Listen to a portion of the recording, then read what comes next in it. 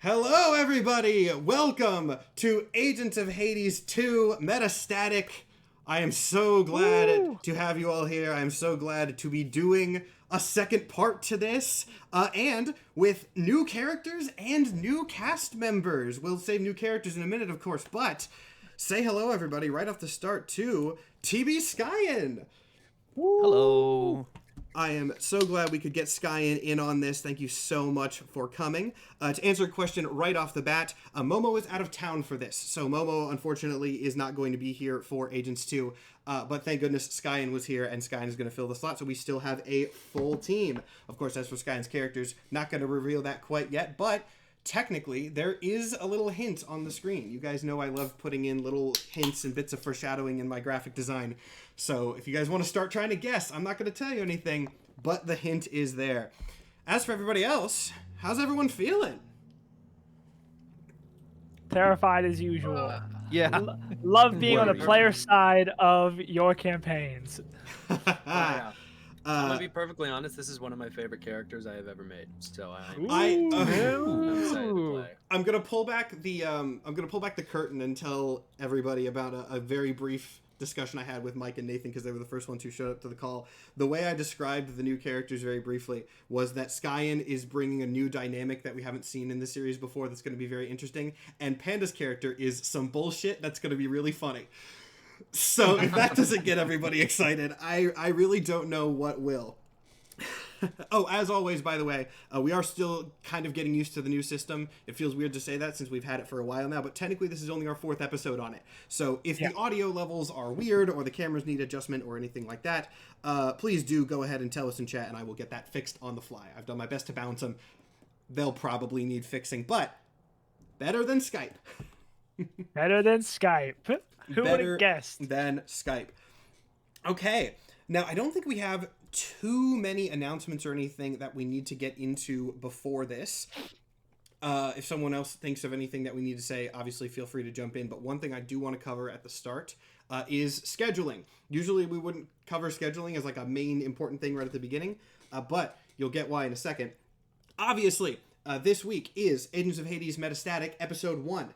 Next week, we are off because next Thursday is Thanksgiving and then there's Black Friday, and we decided probably best to just not do an episode when a lot of our viewers may be out of town or traveling, etc., etc. So we are not going to do an episode next week. If you haven't seen Agents of Hades 1 by any chance, all 3 episodes are available. Great time to go catch up on that. You don't actually strictly need to have seen 1 for 2. This is a sequel, not 3 more episodes of the same thing. But, like, it helps to know some of the characters and their dynamics and such. And then we will be coming back to round out the 3 episodes of this series on December 1st and the 8th. So again, nothing next week on the 24th, and then same time, same place on the 1st and the 8th. Everybody good with that? Yes. Cool. Yeah. Anything else that I need to bring up? Or can we just go ahead and get right into it? I think we can get right into it. We can get right into it. All right, now the question I think remains, and this actually isn't one that I, thought of beforehand. Does someone want to briefly recap 1, or is that going to fall to me? I didn't ask beforehand. I didn't prepare a recap because I was like, well, how do we feel about that? Honestly, again, we don't strictly need one. This is a sequel, not a extension. But obviously, I'll give something. What do we want to do? Anyone want to volunteer? Oh gosh. It would be really funny to make Skyen do it, because I know Skyen has watched, but I'm not going to be that mean. I have watched it. I probably could. I mean, if you want to, you can. I was fully saying that as a joke. But let's, if no one else wants to jump in, I can happily do it myself. Yeah. I'll give it a shot, because I watched it fairly recently, so it's fresh in my memory. Sure, that'll be fun. I'll turn your volume up. Yeah, so the first mini campaign of this thing begins with a bunch of people sitting in a waiting room in the Hades agency, which is an agency in the underworld that handles the protection and the air quotes law enforcement of this particular section of the afterlife. I just realized we have Sorry, not Nathan to cut Apollo's in real character quick. H.A.D.E.S. I'm gonna cut in real quick and just say fear just struck my body because I realized that this is gonna be a really good metric of how well I explained my own lore in the first series. And now I'm terrified. You've done great so far, but I'm on the edge of my seat, so please keep going. Yeah. H.A.D.E.S is an ancient Greek hero who's there to keep being a hero, because he has some hang-ups with his heroic nature. Somakitaro is an ancient Greek, not so much a hero, cousin of H.A.D.E.S, who's there to, well, yell at people and be a dick about it, essentially. But they have both come to the H.A.D.E.S agency, Somakitaro because he was sent there by karma because he was a dick in life. At H.A.D.E.S to be hired and do their penance there. There was also a talking skeleton who'd run afoul of some Mayan death gods who who just sort of showed up like hoping that the agents of Hades would be able to get him out of a particular bind concerning the fate of his immortal soul. And then there was a small kobold with a keyblade and a little legally distinct. We can't say that. A little wheelie thing called Lord Cringe, who was a paladin of the concept of cringe, who had come there to do their paladinly duties in the name of the concept of cringe. So they all sort of coalesce there, and a demon of headaches who runs part of the agency shows up and says, yeah, sort of tries to fob them off to get rid of these pains in his ass by fobbing them off on Ronnie, who is Charon, the ferryman of the dead, who has taken up mercenary work sort of in the aftermath of people no longer paying him to ferry them into the underworld, which he is supremely pissed about and rather bitter. Some shenanigans ensue, where the team catch up with a fire demon who is tormenting innocents in the underworld. They chase him down, catch him, beat him up, take him prisoner, and then all heaven breaks loose as strange singing. How do I not say that first? As strange singing begins permeating the underworld, and people start turning into what you might call biblically accurate zombies. Yeah. Being transformed into sort of angelic-looking creatures with their heads exploding and all sorts of bad stuff happening. And then Uriel, a very big angel, descends from the sky above, lighting up the underworld with light that is not supposed to be there, and blasts the Hades HQ to smithereens. Just poof, gone. The whole goddamn thing, and the team is left to sort of just scramble for cover and survival. And they flee into the underworld. And I think that was about the end of the first episode of the show. That is, yeah, you're nailing it so far. A+. Excellent. So second episode, they need to go find some help to figure out what the hell to do. Mostly they want to escape. Certainly Jack Alias is advocating for just getting the hell out of there. And Ronnie is also not keen to stick around and save anyone because, again, he's a mercenary. So they go to a demon club in the underworld where there's a little bit of drinking, which turns out to be imbibing curses. There's a little bit of underage gambling, which, don't do that, especially when the price is a piece of your soul. And they eventually manage to chat to the head demon of the place, a guy whose name I have forgotten, but who was quite fun. Valifar is his name. Valifar, yes. D&Dorks does not endorse teenage gambling, by the way. For the legal team. Hey, it didn't turn out good in the show. It's fine. Yeah. Chatting to him a little bit, they eventually sort of manage to strike a deal that he will help them find some way to deal with Uriel. He won't say what kind of way, if they can entertain him in a cage match, basically. Just big gladiatorial combat match where they face off against a guy riding a giant crocodile who's also casting a lot of spells, and a big troll who can only be hit, I think, by low rolls on the dice, in inversion mechanic. Lord Cringe absolutely fucking decimates in that fight. That little paladin can sure swing a keyblade. One and Cringe carries with inverted roll AC and 2 nat 1s in that fight of all fights.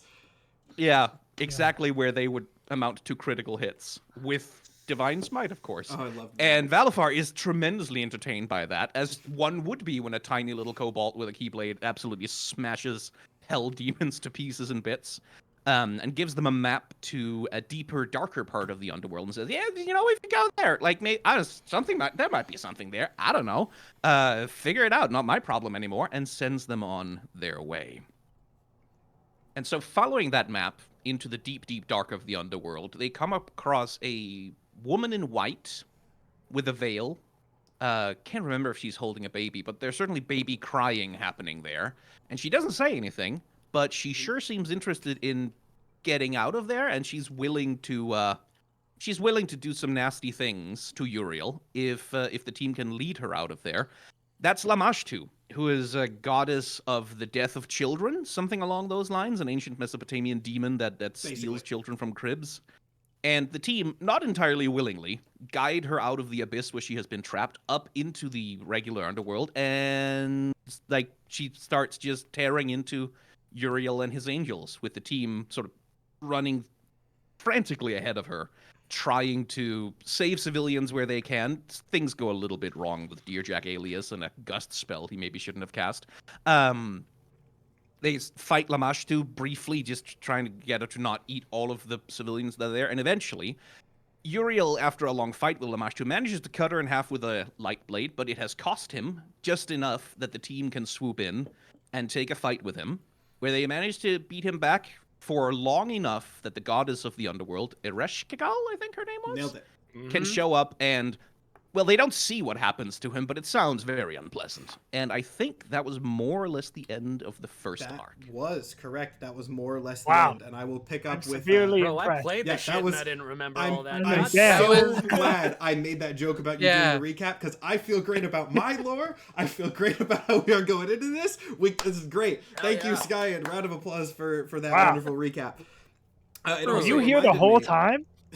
No, I'm the notes guy in my other campaigns. I'm gonna do one more plug that we probably should have mentioned at the start, but did forget. We also have a Patreon that you can subscribe to, with very fun things from this show and our other shows. And the reason I bring that up now is because I did promise something in Agents 1 that I am still planning on delivering. I was always planning on delivering it after this. I just couldn't tell you that this was happening until it was secret revealed. But for those who don't know, which might be newer people, this is a very heavy mythology-based setting. A lot of you probably figured out it's a setting of my own design. And almost everything is pulled from mythology and then given superhero twists. So one thing that I am going to do after this season finishes, which I feel like a lot of Skyen's audience will also enjoy, is I am going to, on our Patreon, give you guys like a full mythology lecture of just everything I pulled references from. Like all the names of guys that are weird and strange, it's because they're from thousands of years ago. I didn't just make up all these weird names.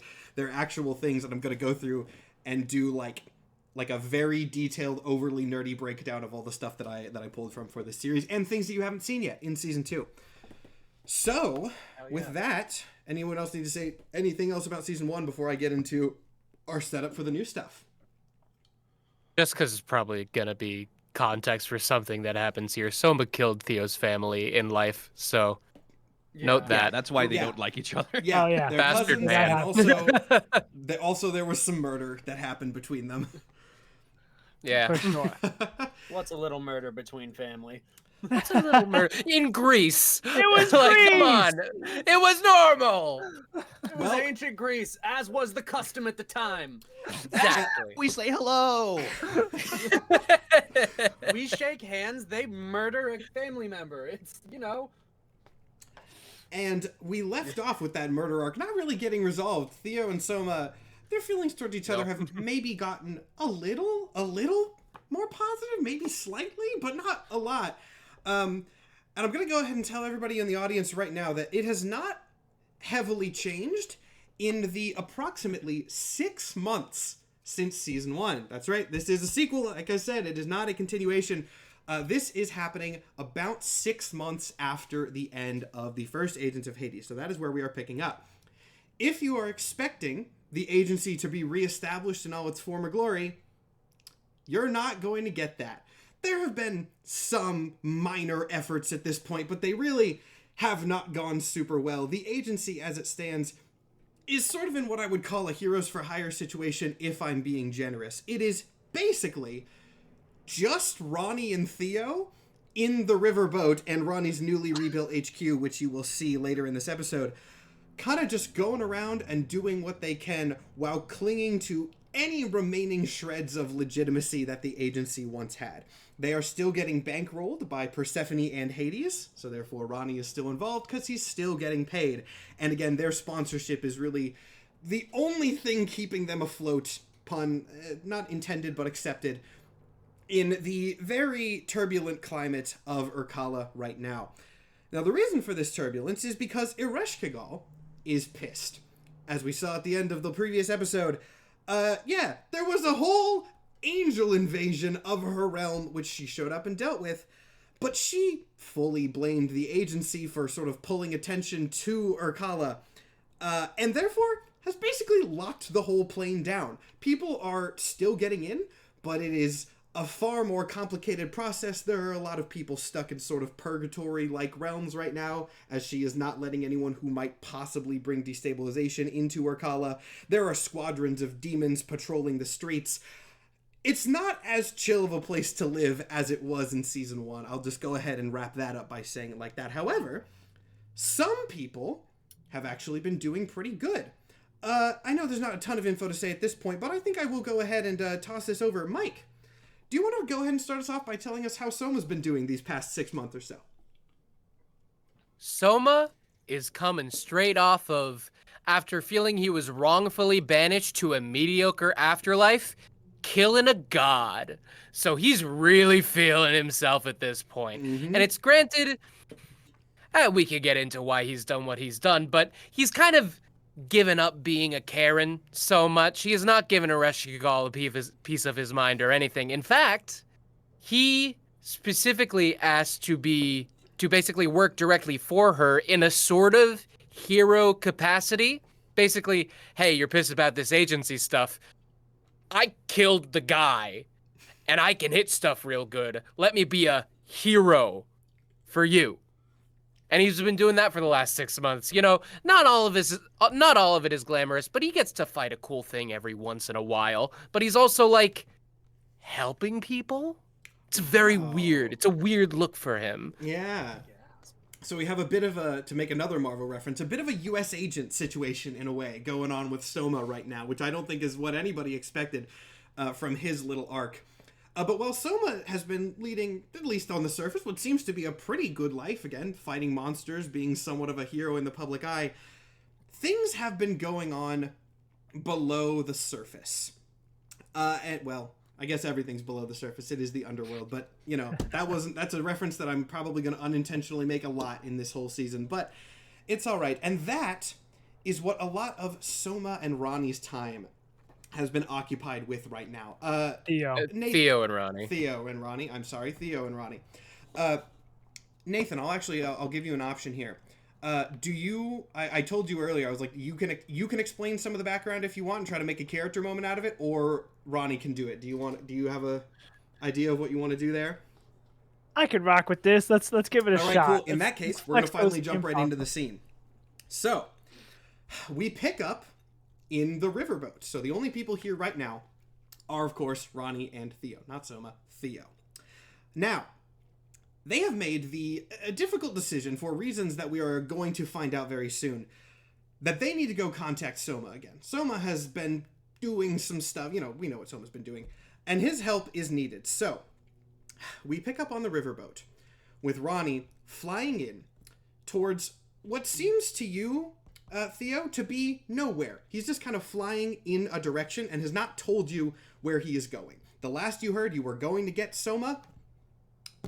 That's about it. You want to start the conversation, or you want him to? Yeah, so Theo is just standing behind him in the cockpit, sort of arms crossed. Like, it's a bad idea, Ronnie. It's not a good idea. I never said it was a fucking good idea, but I don't see any good ideas, so fuck it. Oh my gosh. I can't believe... Are you sure there's nobody else that we could possibly bring into the fray? Any demons? I'd work with a demon. We did it before. He reaches over, takes his hand off one of the oars and kind of taps some things on his controller here, bringing up a big list, a huge roster of what seems to be agents, other heroes for the agency. And he goes, oh yeah, well we got this guy. Oh fuck me, this is a list of the deceased. So that's not gonna be much, Theo. All right, yeah, okay, heard. Well, does he? Listen, I'm not gonna argue with you. I don't deny that he should probably know what's going on if he doesn't already. Do you think Ereshkigal knows? I don't know if it's gotten big enough to get her gaze yet. Maybe at some point if it keeps growing, but she's... Look, even I've only talked to her a couple of fucking times, so I don't really know what's going on in that creepy head. Very well. And that's all he really has to say to him. All right. As you end this conversation then, and look back up out the cockpit, or out the windshield, I'm assuming, something's different. You were above Urkala, I guess I should say, above the ravines that make up the city. There's a structure in front of you. Urkala's geography is very eclectic, usually, given that it's been built up over thousands of years with people from all sorts of different cultures and, generations adding their things on. The building that is in front of you now is not that. It is a full-on, Sumerian ziggurat. Very much in that style, very ornate, absolutely massive.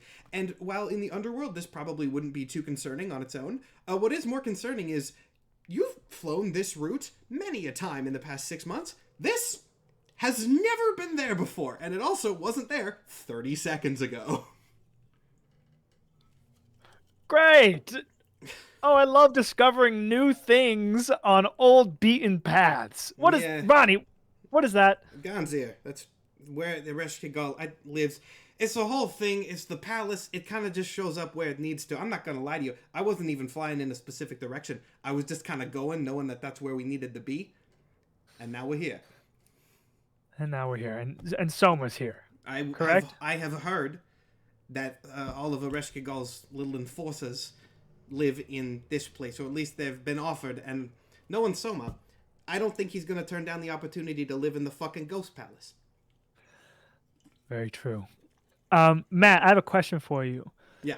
The things that have been happening, why we're going to get Soma, yes, has that been limited to Irkala, or is it everywhere? As far as you know, it is limited to Irkala, yes. Okay. And is this space that we're in now a part of Irkala, because it's a part of Ereshkigal's? Yeah. Again, you are... remember, previously, it's all in the city is in the big ravines. Previously, the only thing that was above ground was the HQ, and there's still some wreckage of that. But nothing above ground except for Ganzir, which has just appeared. Got it. All right. I mean, if we're already here, let's get it over with. Yeah. With a sigh, Ronnie kind of just pulls the riverboat around right up near the front of the palace. There's not any attendants or anything waiting. He just sort of parks the ship, and then, without much of a word or any sort of instruction on what to do, starts walking away down the ramp. I assume that over the 6 months, since we do a lot of our work out of this ship. Yeah. That I probably have made myself a desk space, probably out of one of the bunks. Before we head out, I'm going to grab a slew of folders.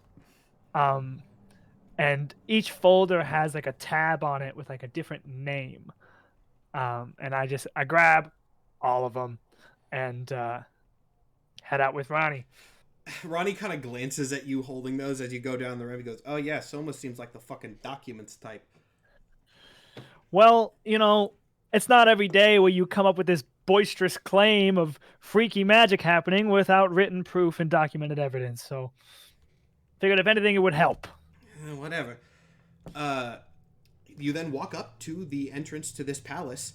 There are giant stone doors in front of you. Again, this is a big ziggurat. No one there. Just a large stone structure. And Ronnie, somewhat surprisingly, considering that this is apparently the palace of the queen of this whole realm, who is a very scary lady, just kind of walks up and shoves the doors open without any fanfare whatsoever. Are you going with him, Theo, or is that giving Yeah. you any... Okay. No, I'll go with it. I mean, I've been working with him for 6 months. Yeah, I keep my remarks to myself at you're this used to point. his They don't bullshit. make a difference. However, as Ronnie shoves the doors open, I think what you see inside is probably fairly unexpected. For while everything on the outside was just the flat gray stone, maybe some carvings in there, but other than that, not much to speak of. The inside of Ganzir is almost entirely gold. The floors are gold, the ceiling's gold, the walls are gold, everything. It is reflective, it is shiny, it is monochromatic, and it is so uncharacteristically bright for this realm that it is almost disorienting to enter. And also, once again, like the outside, there is no one here at all. Huge palace, empty hallways. Wow. Love what they done with the place. Need to get some gold walls in my house in Elysium. Yeah, you don't fucking have gold walls in Elysium. I thought that was your whole shit. I'm more of like a subtlety kind of guy. I like gold trim, gold He looks at your pottery, gold stuff like armor and is like, yeah, okay. that. All right, well, you got to have theatrics in battle. It's half the battle is presentation. Now, at this point, we're going to cut over a little bit to Soma. Soma, you at the time are just in your quarters. Whatever you want your quarters to be decorated like, you can decide that for yourself. You are there. You are in Ganzir. And let me just establish right now, this way that I've described it is what Ganzir is all the time. There is almost never anyone here. If you really need a servant, sometimes a demon will show up when you need it. Sometimes. But it is a massive, empty, kind of haunting palace. And because it's so empty and large and made of largely metal plating, you heard the large stone doors and the voices just echoing down the halls.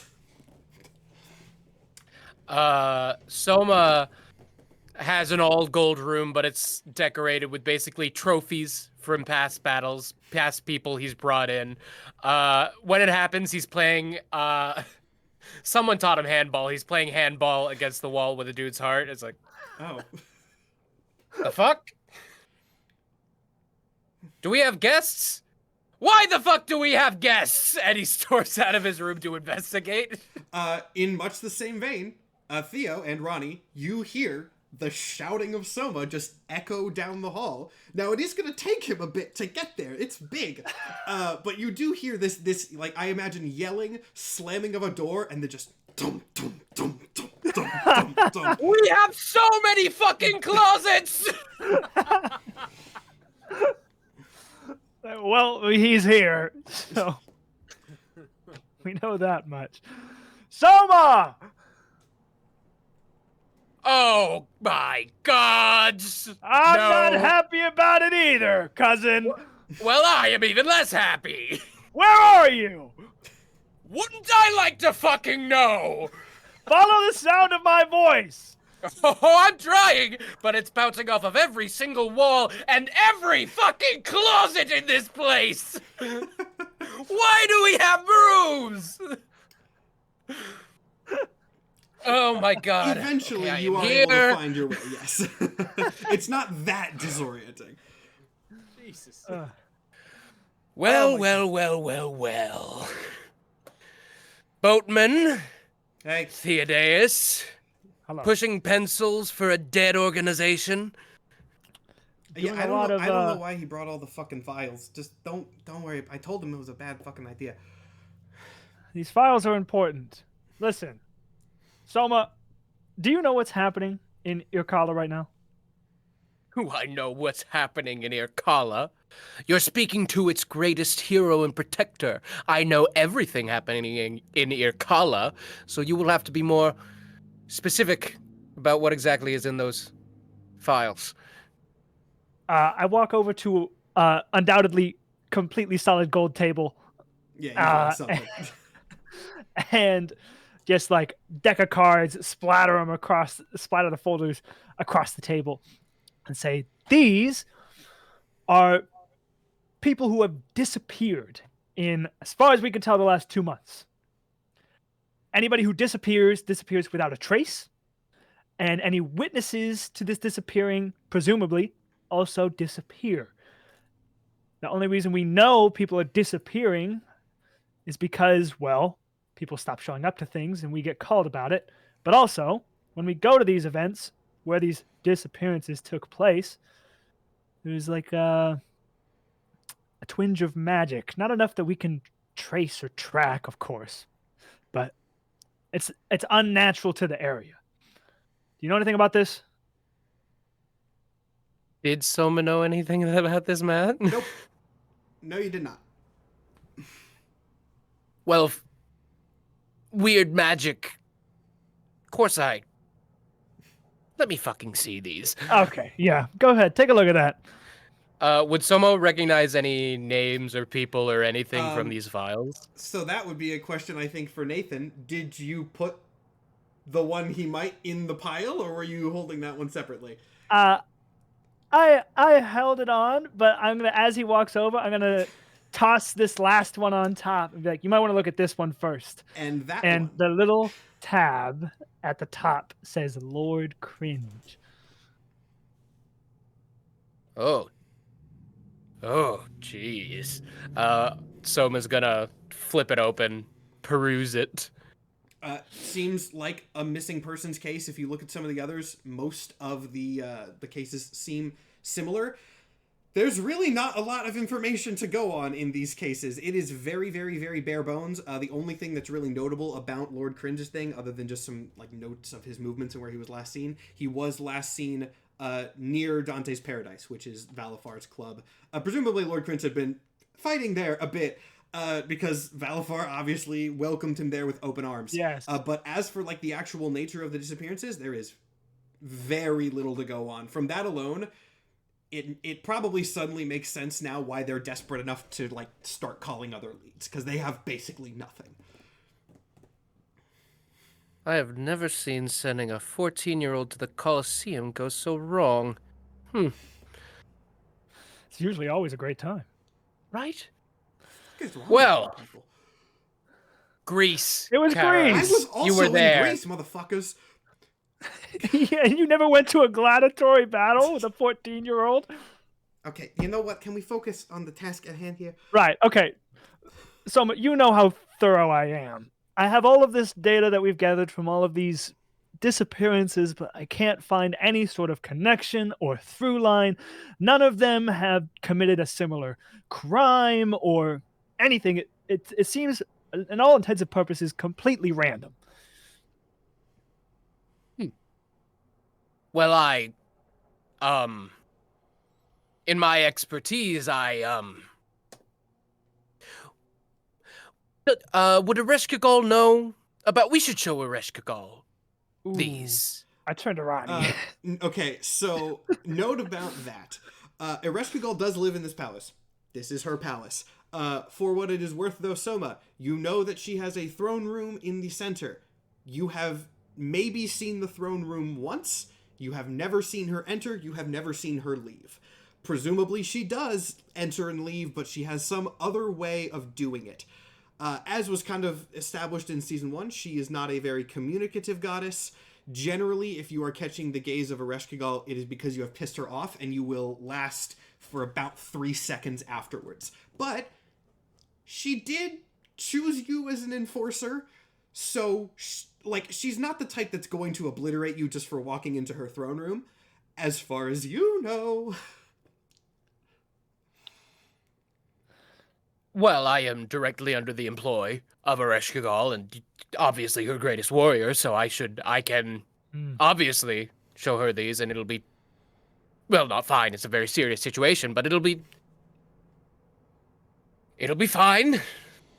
Yes, I hear you've been doing quite a bit of humanitarian work. Hero work, even. I have been dabbling in protective services as a natural through line from our job and the wild success we got from it. If you must know, it gave a little bit of a direction to my afterlife, and I have taken that bull by the horns, as it were. Oh, real quick, it is lagging really bad, and I don't... Oh, yeah, I see that. Oh, It's just cleared up. I'm going to assume that was just a brief internet spike, and we're going to hope that does not continue. It was only for a couple seconds. Continue. I'll keep monitoring that, but I did restart my internet right before this, so we should be good. I'm just going to hope that was a weird thing. Continue. Turning a new leaf, perhaps? I doubt it. What's your angle? My angle? Oh, there's always an angle, Soma. I thought there were some goody two-shoes in the world, Theo. How else would you exist? Oh, there are, but not the likes of you. You killed one family. Yeah! Yeah! Look, we ought to talk later. This is obviously very important. You're right. This information is not crucial to the cause. If you can get this to the front of Ereshkigal, she's not very fond of the agency post Uriel, but at least to say, let's just have you bring that to her table and not us. On that exact note, if you turn and look at Ronnie's like halfway back down the hallway to the door. He's like, yeah, Ronnie! Soma, go talk to your fucking queen and then come out to the ship when you're done. Come out to the ship when you're done. You keep such heroic company, Theo. It's all that's left. Soma puts the files under his arm and curtly walks to where he assumes the throne room is. Yeah, it is in the center. It's big. It's obvious. Yeah. Actually, you guys probably would have seen it. Okay. I will follow Ronnie back because I'm not. Oh, you're following Ronnie back. Okay. I know Ereshkigal does not like. I don't think us being there is going to help anything. Okay. In that case, we'll do this scene real quick with just Soma. So, Soma, you know where the throne room is. Again, it's central. The doors there are more ornate and everything. You get to the doors. Again, there's no attendance or anything. Just to save us some time, I'm going to go ahead and say if you knock or do anything, you're not going to get an answer. So, you want to just go in? Ooh, I've never really been subservient before. I'm pretty sure this is a faux pas, but need results. He pushes open the door. You push open the doors, and what you see is a very long room, at least what probably should be a very long room, which I'm aware is a very strange descriptor, but it'll make sense in a moment. The area, probably the first third of this room, closest to the door, is much like the rest of the palace. Gold. Just gold everywhere. Walls, ceiling, floors, everything is solid gold. However, as it goes on, there's sort of a gradient to the amount of light that's in the room, and it begins to darken, becoming darker and darker and darker, until the far end of this room is pitch black. So incredibly dark that you cannot tell if this is just a dark room, or if the walls are actually fading out into this infinite expanse of just black nothingness out there. There is nothing to see. However, if you squint and look really, really carefully, the one thing that you can kind of make out in this blackness is a vaguely humanoid shape floating in the center. Can't tell how big or how far away it is.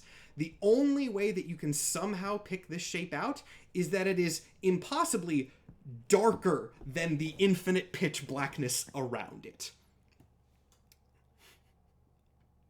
Lady Ereshkigal, I have matters to discuss.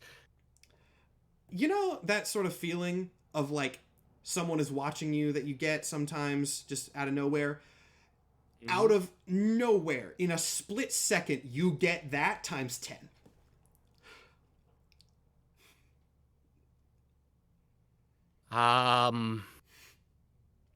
There is well, I hope the past 6 months has, proven that I can handle most any problem thrown my way, but I have come across something that is slightly above my pay grade and individual ability that you may take great interest in, some business about missing souls. You hear no response, you see no change, and from what you know about Ereshkigal, that means keep going. It would seem that across Erkala, among other realms, souls have been going completely missing. And normally I would put that to the incompetence of the agency of Hades. But it would seem that there are multiple repeat cases, so this is no mere clerical error. And I would simply like to get your opinion, one of which was, as a matter of fact, Lord Cringe, who was, I have no personal attachment, was quite formidable in the battle against Uriel and the events leading up to it, so we should likely have some concern for these happenings. There is a moment of pitch blackness over the entire room, like the power suddenly cut for barely long enough for your mind to register, and when the light returns to this half of the room, the files are gone. Oh.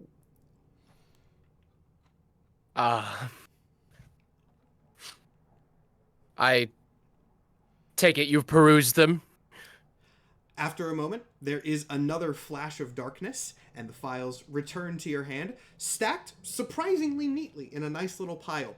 But somehow engraved in the top one is just lines of that same pitch black nothingness that make scratched out letters, which spell out, "Deal with it." At once! And I shall take it on as an effort to prove myself to you and the rest of Ikala. I will fix the disappearing soul problem with my combat prowess and the like. The Good day. feeling of gaze upon you vanishes. He gives a nearly unseeable bow and leaves. And with that, I assume you go back to the ship. So Yes. we have now seen, I believe, the first character to truly make Soma shaken, which is fun to watch. Oh, I wish I was there. It is so, So- weird hearing you kiss someone else's boots. Like, it's Like, Soma's shaken walking back by to the anyone. Soma's walking back to the ship sweating like, thank God I never told her a goddamn thing about my rants. Jesus Christ. Oh. She's scary. Yeah, he'll get to the ship and like throw like on whatever table areas in the cockpit, he throws the files down. There's our help. Deal with it. Fantastic. Well, Ronnie, I mean, we were here for you, Soma, not H.A.D.E.S, but it was worth a shot, I suppose. We figured she wouldn't help. Yeah. Well, the greatest help she could have given you was me. Is this not help? I mean, you're like her third ranking guy, so...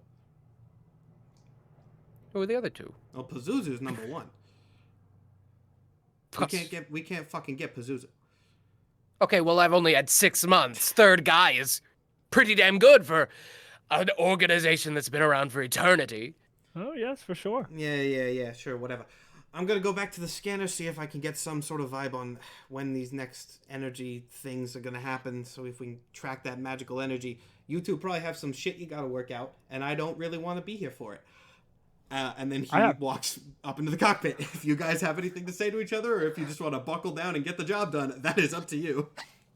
I've got no shit to work out. I don't want to work out any shit. I would like this to end This. with us. No, but yes, I think it should very well end. I did things, you did fewer things, and I realized something in the ordeal we went through. A god lay at my feet. I lived a fantastic life, but I only got the necks of mortals. Here, sentenced to a mediocre afterlife, I killed a god. We have an eternity of seemingly impossible things to do. So your trauma and grudge, justified. I simply cannot argue that. But you've an eternity. And so you know I am already playing a long game. And it has given me purpose and a pep in my steps, so... What do you live for down here? Anything? Well, me and Ronnie are running the Agents of Hades. We are all that remains. Ideally, we can build it slowly. We have eternity after all, just like you said. I suppose I'm playing a long game myself. In a long game, you win something. Such a fucking giver. Soma's gonna leave. Damn, we're starting off with a good speech already. I mean, what? I should expect nothing else from Mike at this point, but good job. Now, the next little period is probably a very awkward one because there is not like an immediate spike of energy that will give you a bead on when the next possible disappearance is going to happen. It is like several hours of just kind of waiting and patrolling, which for Theo, this has been a good chunk of like your last week and a half of just sort of trying to see, like basically going around seeing if you can pick up on any magical signatures in the area that are anything even remotely close to what you found on the scenes of the disappearances.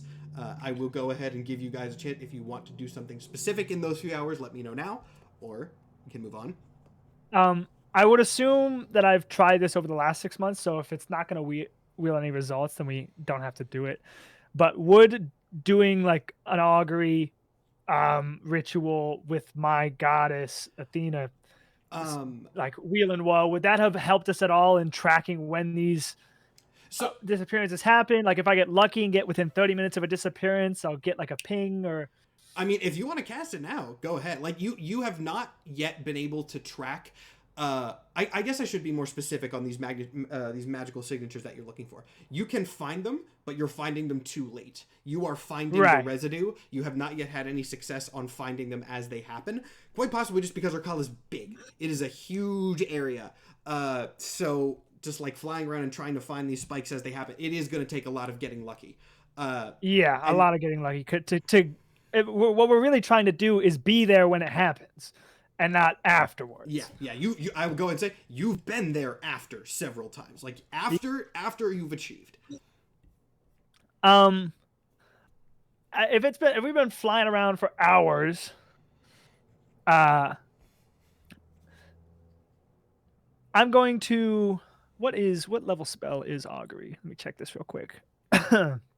Second level.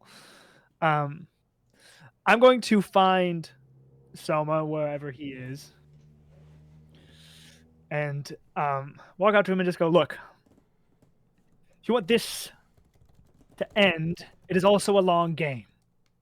And it starts with building trust. And it's no secret that I do not trust you. But everything begins with step 1. Have you ever attempted to contact your father? What? Contact my father? What would I want with that bum? They're probably too busy mongering war or something. Well, our parents are gods, and we can use all the magic we could get right now to track this mysterious magic of unknown origin. It could be Greek for all we know.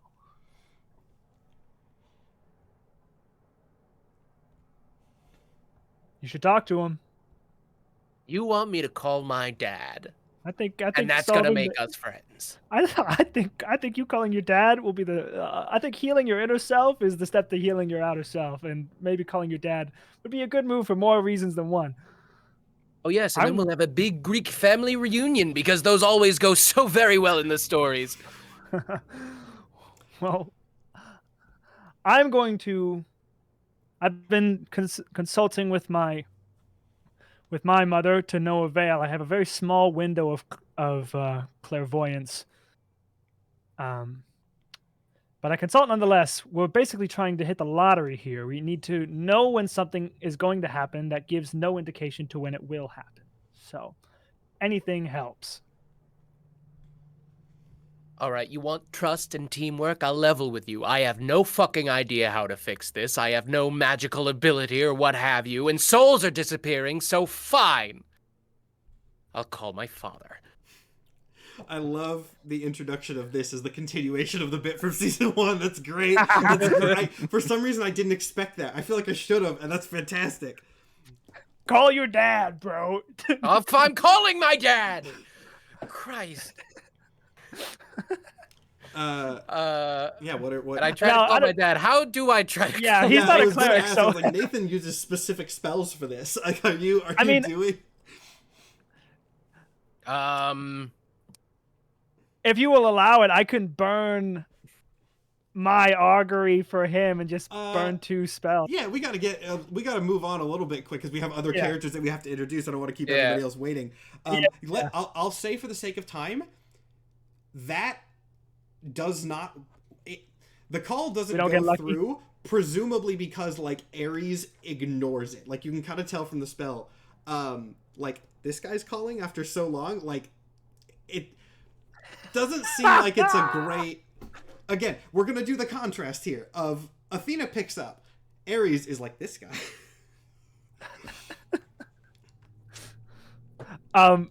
And we don't wield any results from that. Okay. Not yet. I will say though, for the sake of lore, like noted that has happened. So like, if you use that spell repeatedly and bug him enough, maybe he'll be like, fine. So it is. The fact that been noted. Theo has to help Soma contact him, and he doesn't pick up. I think there's just a moment where it's like, no answer. No, there was no answer. Well, my mom always answers when I call. And therefore, to save Theo and Soma from this very awkward moment that they're having, suddenly you hear like a whoop of excitement from the cockpit, which is very rare from Roddy. And the riverboat just goes. Like, you get thrown back a little bit as it just rockets to full speed with no precedent whatsoever. Roddy! Roddy, if my dad called you, you have to tell me! What the fuck you talking about your dad? What? He Nothing. shouts down. Roddy, you got a hit? Well, no, I just went because I wanted a fucking snack. No, we got a hit. Get up here. I run up. You guys run up. The riverboat is going full speed. Ronnie kind of points to some things, starts spouting out some magical jargon that I don't think either of you have high enough, like, into or arcana to understand. But basically, yeah, he got a hit. You can see Theo, at the very least, like, the things that he is pointing to do look visually similar. Like, the magical readouts, you can recognize a pattern between what he is pointing at that you are going to and what you have been seeing. Actually, give me an insight check. I think this is pattern recognition, not like magic specifically. So I think an insight check is fair for that, and I also know you're good at those. Yes, I got a 28. A 28? Okay, so yes, what you are looking at here, you can see all the like graphs and readouts of the previous magical sort of residue that has been like fading out slowly over time. What you are looking at now is very similar, almost identical, but it seems to be in reverse. Rather than slowly fading, the energy is growing. It is increasing, suggesting maybe you're actually about to get ahead of this for the first time. So we're not chasing like a tailwind of something. Yeah, we're like watching it actually grow. You are watching the tornado start to touch down. Oh my god, this is huge. Yes, this is so huge. Very big for you. Weeks of this. Hey, can this thing go any faster? Now, he pushes a button and we'll just say yes. After a shockingly short amount of time for the distance that you're covering, you pull up in a largely abandoned street of Urkala. It's farther out. It's kind of deep. It's not a super important one. There is... Actually, give me a perception check. Both you and Soma, give me perception checks here.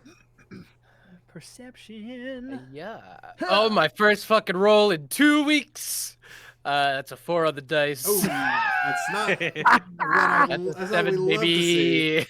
I got a 23. 23 is fine. All right, so you fucking zoned in, not letting this opportunity pass after It's so 2 weeks big. of chasing it, are casing this whole place immediately.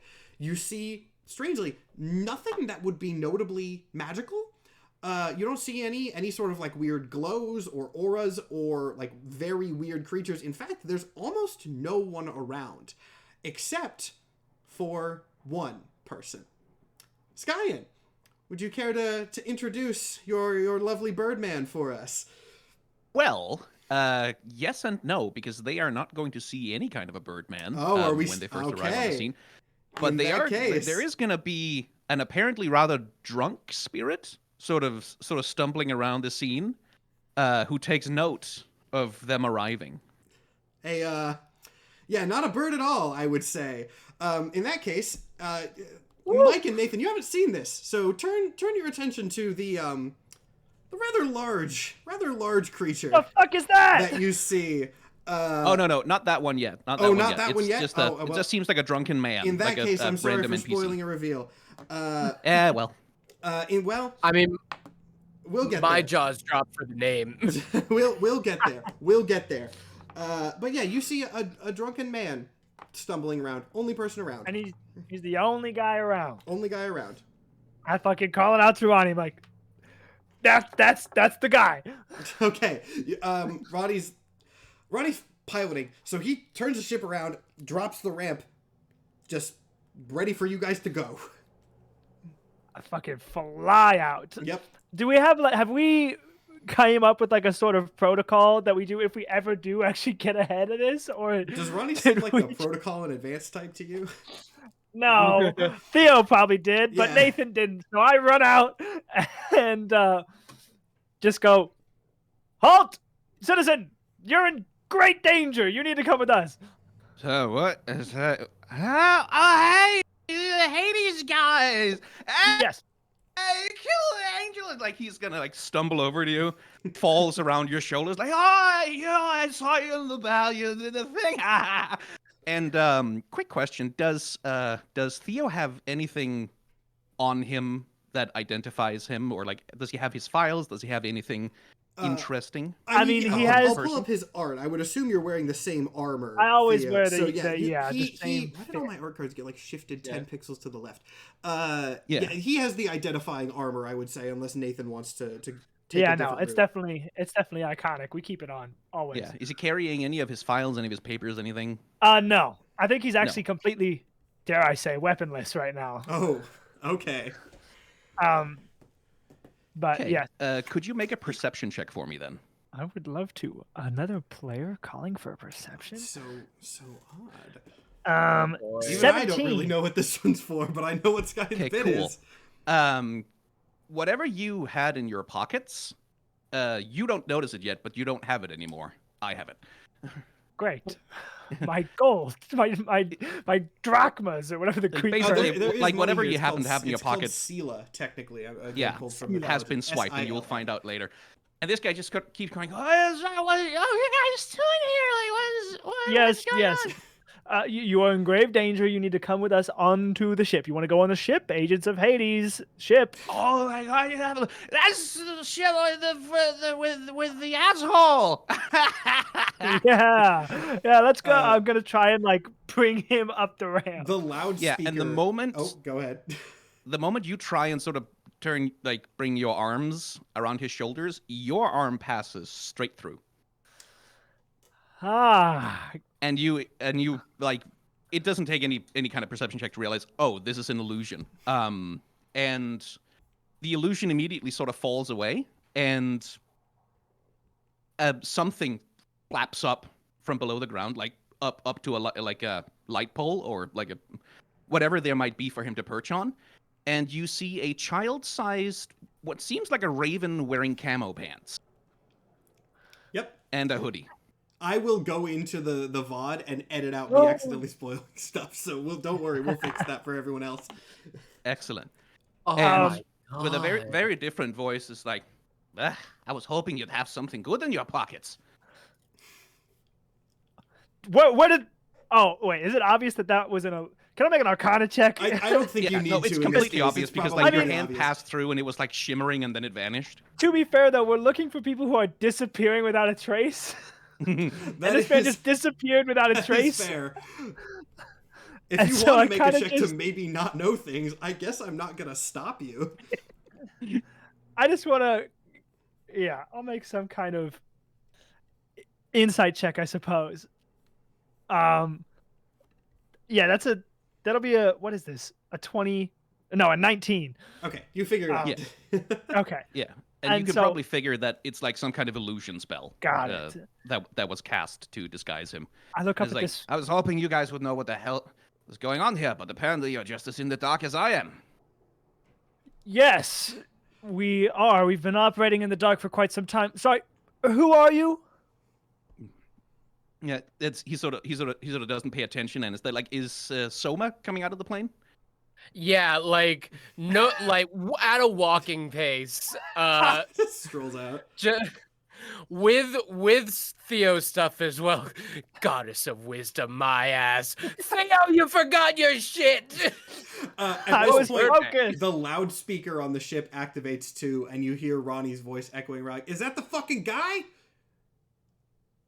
It's I thought he'd be Yeah, fucking you- taller. Are you still getting readings? Yeah, they're still fucking growing. Punch him or something. See if they stop. There's a fucking harpy out here. The fuck? You should really come with us. What I said is still true.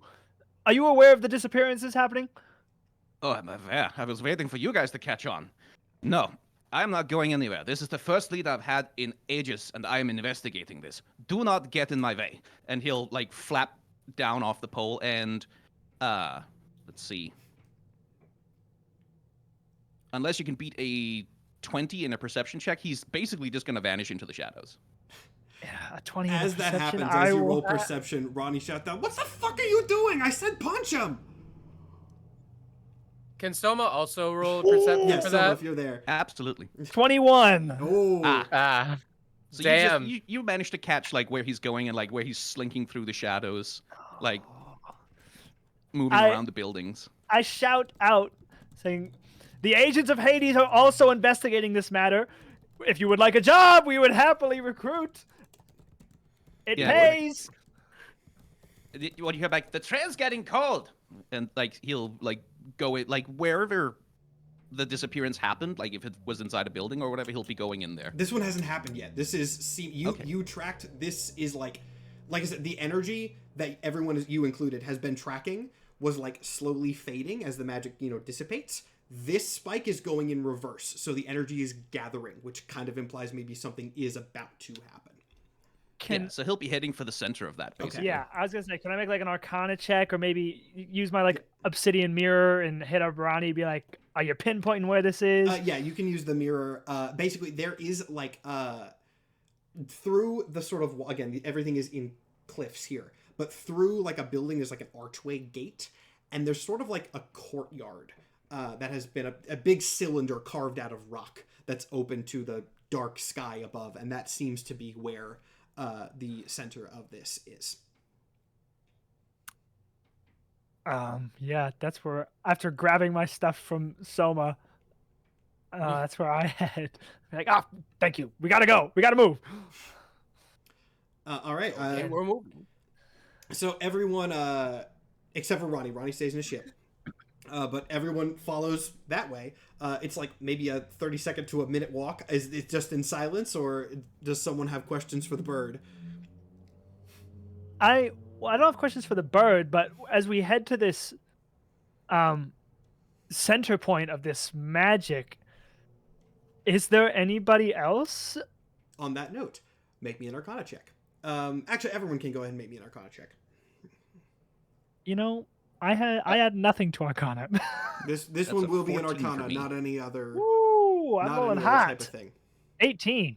Okay, that's probably enough. But if someone gets higher, you might get bonuses. So As a barbarian, I did not get higher on the Arcana not check. too surprised. Sky, I do not remember what your stats even are. I need to go look. But what did you get on Arcana? 14. 14. Okay, well, 18 is Hey-o. more than enough, and also is very well timed for something that's happening in chat. There is, first off, you can sense kind of some of that same energy that is, that you've been tracking in this area. This is definitely the right place, but also there's another presence here. And I'm just going to go ahead and say, because I don't really know how he intends on doing this reveal, so I'm going to pass it over to him. I'm just going to go, Panda, that presence is you, and I'll leave this in your hands.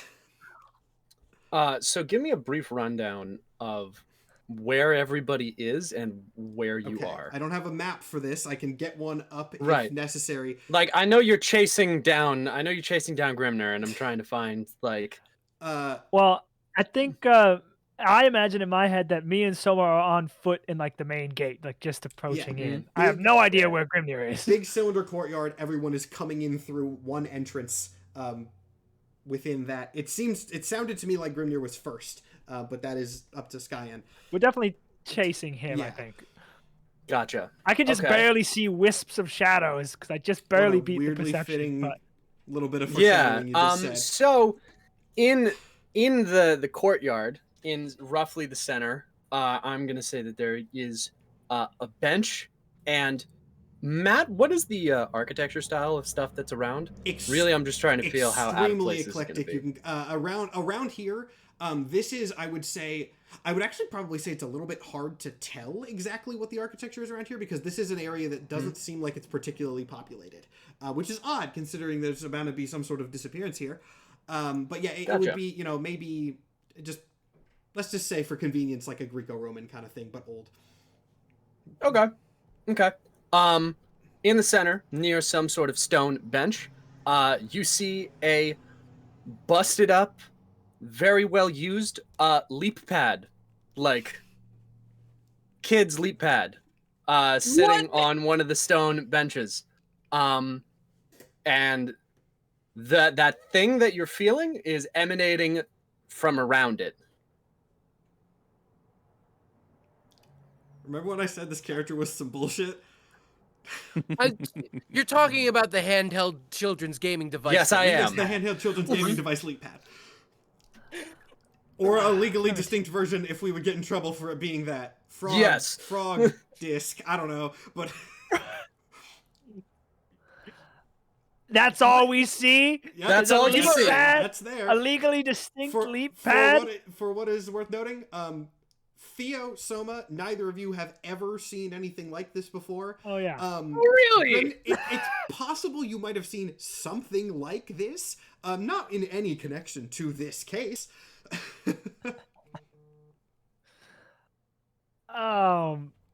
I just walk up to the bench, go, is this some tablet for what? Ooh, I believe weird it's one of bird. Do you know Tell what us this said is? hello. Grimner's like sort of like hanging on a wall somewhere with his talents going. Don't know what it is. It must be connected to something. Was that diegetic what I just fucking That heard? was that. Yes, it is. What you just heard. That little Damn it! that little garbled sound. That was diegetic. So a little garbled noise comes from the device. Was that the bird? Speak up! You're too robotic for me to hear you. T said hello. Oh my god. Ooh, I can't hear whatever it is he's doing. I'm No. on. If you go into the live call channel, you'll be able to hear it. Yeah. And For our Spotify listeners, Panda is typing to us. it should be Discord. no, it should be audible. You guys can wait. Make another noise, unnamed character. Let's make sure stream can hear this. Okay. Oh, my camera has just switched places with Pandas for some reason. Weird. No, Oh, it's because I changed my name, so it stopped saying. I'll fix it. No, keep going. Gotcha. I can't hear anything. Okay, now it's fucked. Hold on. There we go. We really should have tested this Paul first. said hello. Ah, there it is. Mm-hmm. Paul said hello. Oh, yeah. That's the device. I still can't hear anything, but if everybody else can, it's one fine. more time. Nathan, go to the live channel, we should've the tested live this call first. channel, and go Yeah, into just- the text. Go into the chat. Open the Yes, chat. that's where Yeah. I am. I see you typing. I just can't hear. If you have like the call as your active window, because I heard all of them, but Yeah. I think if you click off, Ah. Hey, the chat can hear. That's what I was most worried about. Mm-hmm. Paul said hello. I'm not getting anything. This is so whack. really? We'll Do just you have your audio turned off for Discord? I can hear it through stream. If you can hear it through Okay, stream, let's that's run weird. with that and troubleshoot it after, just for the sake of time. We can troubleshoot it during the break. Paul said hello. And I can read Yes. with my eyes. Yes. So. Yeah, and you Yeah. can read with your eyes. Paul said hello. Well, what? Hello. Strange brick. Paul said, do you have detect thoughts? Do you have? Do you have detect thoughts? Does anyone have detect thoughts? Oh God. Oh God, why did I greenlight this? I This is on me. No. Paul said, I am a friend. Be not afraid. Be not afraid. Yeah, we've Yes, heard that for some one. reason now the messages don't pop up as text to speech. I don't know if it's what it's doing. Why it's not. Yeah, I didn't know we were using like the integrated Discord. I can try to find a bot. I was for it that might trying work to get it better. to work through T my said microphone. testing. Yeah, there we go. It worked when you did it. Yeah, Yeah. and then when I did it, I didn't hear anything. Hmm. What the hell? Again, this might be something we have to troubleshoot during the break. Yeah. Mhm. Is what? Oh, explain yourself, you weird little thing. I thought that guy who told me they trap people in these screens to make them work was fucking with me, but So, Matt, you can tell me if I pass this, and I'm just leaving it up to your All right. decision Sure. making God, here. this is confusing everybody, but it'll make sense soon, I think. Mm. And everyone's gonna start yelling at you. I'm gonna try again because I know that he felt that didn't work. So Okay. that's better. Will a 16 work? I'll say a 16's fine. Yeah, 16 will be good for now. Okay, great. Soma, you feel the coldest thing you've ever felt on your shoulder. How tall are you again? very, like 6'5" or some shit. Okay, looking up, you see a 8-foot presence form beside you out of the dark gaseous cloud that was surrounding the leap pad. Should I, And you just hear, yeah, you can do it. I am a friend. I don't fucking believe you. I need you to look at the art before you say anything. everyone welcome Panda's character. Poltergeist? everyone Poltergeist. Oh my God. welcome Poltergeist. Oh my You God. fucking shitting me. Panda, you fucking done it again! And he got mad at me in Symmetry when I made puns. This hypocrite. I'm talking the whole thing, the presentation, the leap pad. You've done it. My God. Again, coldest thing you've ever felt. Holding your shoulder. So you say I am a friend? Sure thing, pal. Hey, Theo. Meet my friend. Ah. Hello, friend. I am Paul. Ah. I am Theo. Hard to maintain form, if not concentrating. And then you see him disperse back into a cloud again. There he goes. Oh. And ladies, gentlemen, and Soma everyone else, we looks have our down at cast. the. Soma Paul looks said, "Still down at the here." leap pad. Is that still Here's here? that. Okay. Still here. Theo, Alright. let's try doing more family stuff. Let's have a little huddle, shall we? Sure, cousin. What the fuck is going on? I don't know, but I want to know Paul how said, fucking Paul thought. help? Okay, we gotta fix this text. We'll troubleshoot that later, but that's gonna cause issues. I figured out why I couldn't hear it before. If you have pop out, if you do pop out where it's in two separate things, it doesn't work. It has to be all in one. Oh. Dang. And you have to have the chat open. Okay. I believe. don't- Anyway. I don't know what this thing is, but I vote we just throw it as far away as possible. We really should. Paul said, I am friend. Yeah, sure thing, pal. Yeah, well, for sure. We are not talking about you. We're talking about dinner plans. Paul said, no throw please. Yeah. We take Okay. 10 steps further away.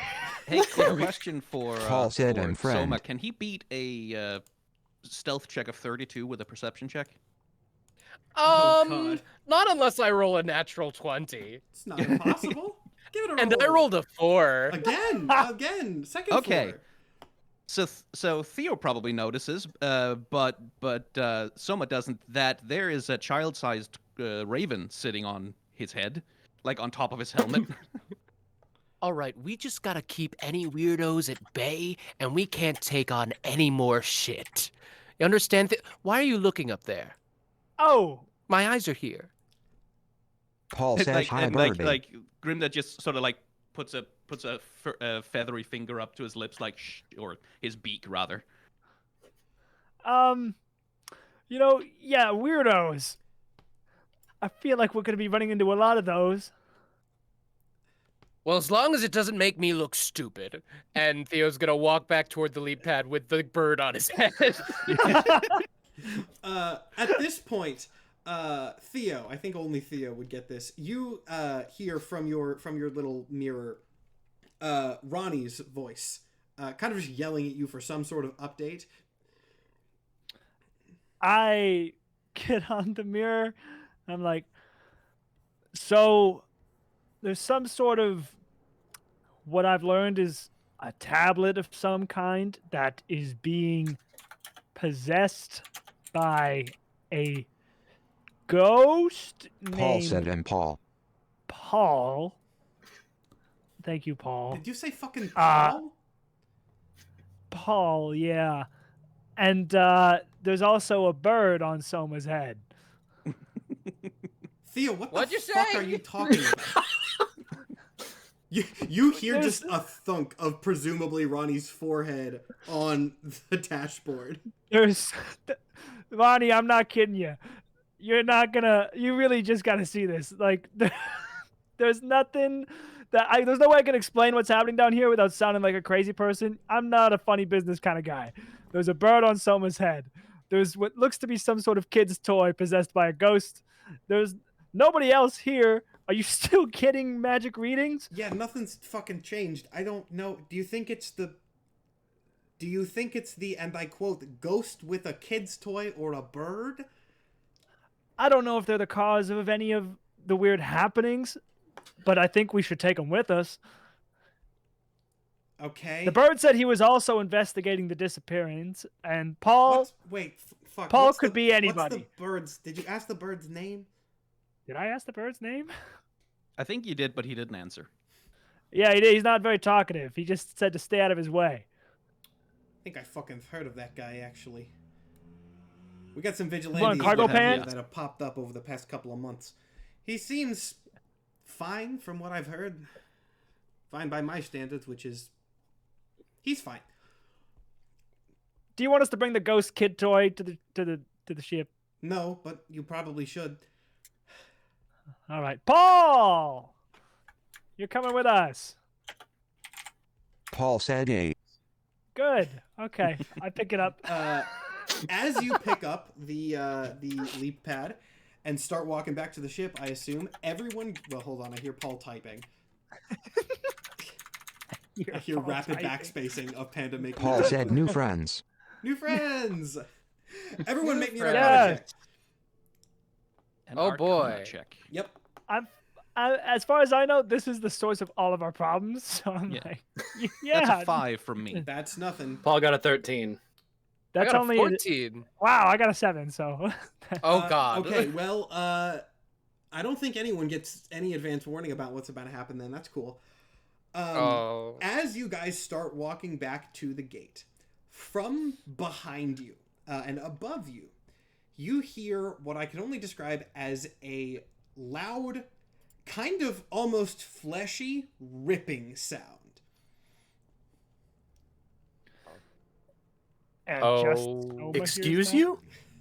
gonna look at that real quick. Yeah. Yeah, what's going on there? So, as you turn around, you see above the courtyard, like probably easy 50 feet up in the air, a green gash just manifest and tear itself open in the air above you.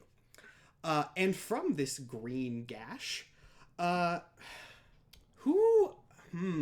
got a fun little game here, which is how do I describe this to people who are in the underworld? Skyen, remind me around the rough time that that Grimnir died. Yeah, that would be about 800 years ago. 800 years ago. Cool. You don't have a lot of frame of reference for this either. No, I mean he spent a lot of time in the real world. He's relatively up to date with modernity, but okay. In that comes case, from old times. In that case, you actually probably would have. So, for the benefit of Soma and Theo, and also because it's funnier to describe it from their perspective, you guys see what seems to be some sort of large metal arm of some sort, made of many tiny little pieces that you can't make any hide nor hair of, start reaching out from this gigantic gash in the air, and just kind of slowly moving towards the ground. Not towards anybody in particular? Currently towards the ground. Just straight down. Ronnie! There is now a gash in the sky that's green, and an arm's coming out. You hear some sounds from the other end, presumably him repositioning the riverboat to get an eye on this from above, which he does not have at the moment. As he does that, though, some other things start to emanate from this gash. And with a series of kind of stretching and almost snapping sounds, flesh starts to grow down, entwining itself with the mechanics of this arm. And doing it, I should say, not very well. This is not a situation of like Terminator with a metal underskin and then like flesh over it. This is an integrated mechanism that is being generated of organic, kind of rotting flesh parts stretching and growing over a massive machine that is breaking its way into this area. It's a freaky arm, Ronnie. We gotta... Grimna's gonna leap off of Soma's head and just take off towards it. Going towards it, okay. I need to check something here. Who's Who's holding the leap pad right now? Me. Okay, well, you. But all right, noted. I gotta ask, Grimnir, what's your plan here as you're rushing towards this? It's growing out kind of slowly, so yeah, you have some time. I mean, as he's running towards it, he's gonna he's gonna be cursing, fire, and throwing. He throws like a knife at it. It's also worth noting here, Skyen, this is danger. This is big and present danger that is now happening. So I think you know what that means. Yes. Yeah. That happens. You want to describe it? Yes. As he's running towards this thing, observing something, those who are sort of following behind him hear a voice that doesn't seem to be coming from his head, but more like from inside of his stomach, going something like "I smell the blood of the desecrator." And as he's running, blood bursts out of him. Just blood bursts out of all of him, all of the places, congealing into a huge mass, and a wolf emerges out of this like rolling pool of blood on the ground and starts pouncing towards this arm, howling and hollering. Yeah, Ronnie, you really just gotta get down here, man. Now that everybody's seen this, I will also go ahead and show what I'll just go ahead and call the full character art for Skyen, which is, well, you get the idea at this point.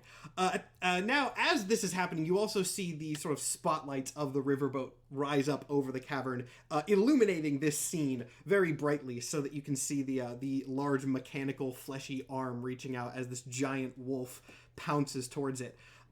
Soma, I need you to make me a dex save. Oh Goodbye. boy. Let me check if those are the saves. I'm sorry. I misspoke again. You're safe, Mike. Theo, I need you to make me a dex save. Fuck! Is this something Okay. that is only targeting me? Not you. Oh, great. Remember what I asked 10 seconds ago? Yes, yes. Okay. Paul said okay, not good. okay. Yeah, no shit, Paul. Here we go. I believe. Okay. Huh. That is a 13. A 13. Well, this is actually opposed, so let's see. Okay, well, that is good. This thing, which has been largely sort of slowly emanating from this tear, starts to kind of twist up towards you as if it is looking in your direction, Theo. This is happening as the giant wolf, which I forgot. I can actually switch the overlay to be the double there. As the giant wolf pounces towards it, it seems to ignore it entirely. And long tendrils of flesh quickly whip out towards you, seemingly in an attempt to grab that device that you are holding. But as you have been on edge this entire time, you are able to quickly dodge out of the way of this thing's strike. All right, and I just run to where the last place I know where Ronnie's ship was. All right, you're booking it back out. Paul, I assume you're kind of going along for the ride. We know what. Yeah, Holding him like a football, just. I tried to form, but I got a 3, so I'm guessing that's a no. Yeah, we need to be clear about that. Paul has to actually make a check to form in the physical realm. Oh That's my god. That's amazing. Yeah, it's gonna be fun. So I engineer backdoors to make myself fail. It's so Soma, what are you doing here? Are you going towards the mass or away from the mass?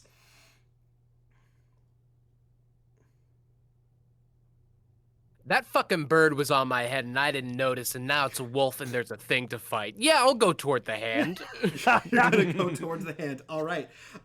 If you guys are attacking it, go ahead and make me attack rolls. Now, I have my reasons why we're not gonna do initiative here, but go ahead and make me attack rolls if that is your plan. Which, from everything, it seems like it is. The wolf will leap at whatever part of this thing is most immediately available and try to sink its claws and teeth into it. All right, cool. Go ahead and make me an attack roll for that. That is a 17. A 17 is going to do it. So go ahead and roll me damage. That would be 10 damage. 10 damage. All right. You sink your claws and your teeth into this thing. It tastes awful. Since you said teeth, I'll go ahead and mention it smells and tastes like rotting flesh and metal. That's essentially what it is, and it is not pleasant at all, even to your kind of raging wolf palate. It also screams as you bite into it. It's kind of hard to tell exactly what the noise that emanates from this construct is. It sounds like a creaking and whining of gears and also a shriek at the same time. The tendrils lash out and kind of wave chaotically, and the fleshy bits of it start pulsating as you bite it. Soma, seeing this, because I do believe Skyen was first, yeah. You still... I do have 2 attacks, then go. So should I make both of them or just the one? If you want to go all in on this thing, go all in on it. Oh, absolutely. Like, he doesn't know anything. Yeah. That's a 12. A 12 is not going to do it. This thing is fairly durable. No. But yeah, you keep ripping this thing apart. Yeah, I rolled for attack as well, and Soma's slicing in the aims to get a finger. Okay. Get something from this thing. And it was a 19 to hit.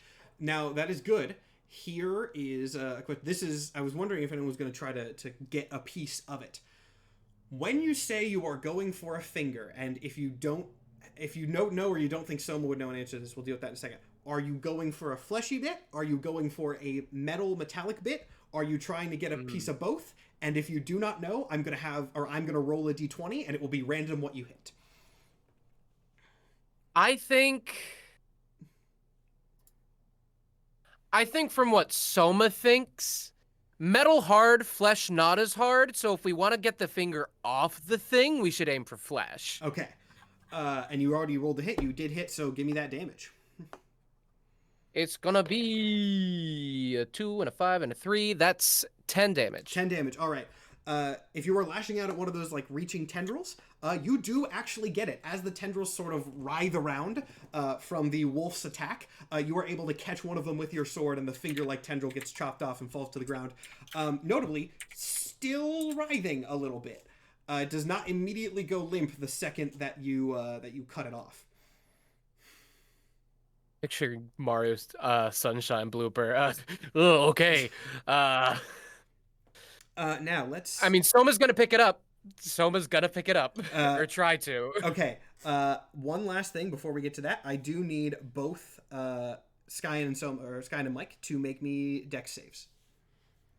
Dex save. Dex Okay. saves. And I am not blinded to the effects. That is a 19. So for me. I get 19 is fine. advantage. My fucking advantage rolls haven't changed either. I got a nat 1 and a 9, so my dex save is 11. Well, you're very lucky that this is not a hard save at all, and more for flavor than anything else. You do both pass, fortunately. This thing starts to retract back into the void that it came out of out of that tear. The tentacles and metal bits waving around and slashing at you as it does. Now I gotta do a roll here. That is not gonna do it. All right. As it starts to pull back into the tear, you see a blast of energy come down from above this courtyard, seemingly from the riverboat, which is now firing on this thing. Unfortunately, Ronnie did get there too late, and this thing has retracted back into the void and vanished without a trace, with the shot missing. However, that writhing tentacle is still on the ground. Yeah, like Grinda will have been like just clinging to the arm as long as humanly possible, or inhumanly possible, as the case may be, and like eventually, when sort of like this thing like sort of shudders into the void, just sort of like. I'll actually give you a little. Since you said that, I'll give you a little bit of flavor that might be helpful. You actually do manage to cling to this thing to the last, but while it is able to slip back into this green tear, for you, it is like a wall. It is like it is melting into a wall, and you just gets physically peeled cannot, off of it. Yeah. And then the void closes, and everything is totally back to normal, aside from that tendril on the ground.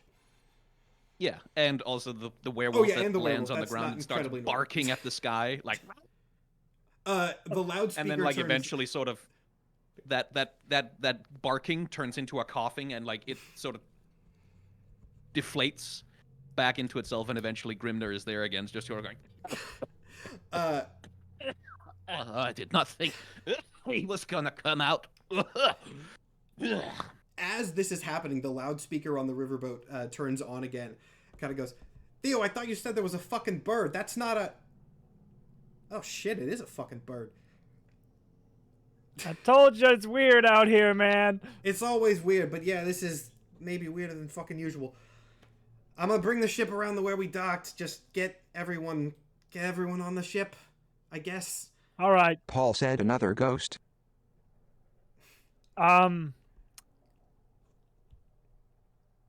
Yeah. Yeah, Paul. Another ghost. All right, the riverboat flies off, presumably back to docking where it was. I know Soma and Thea were going back. The new people, you want to do anything else, or are you heading back with them? Well, Soma being near where Grimnir landed, like...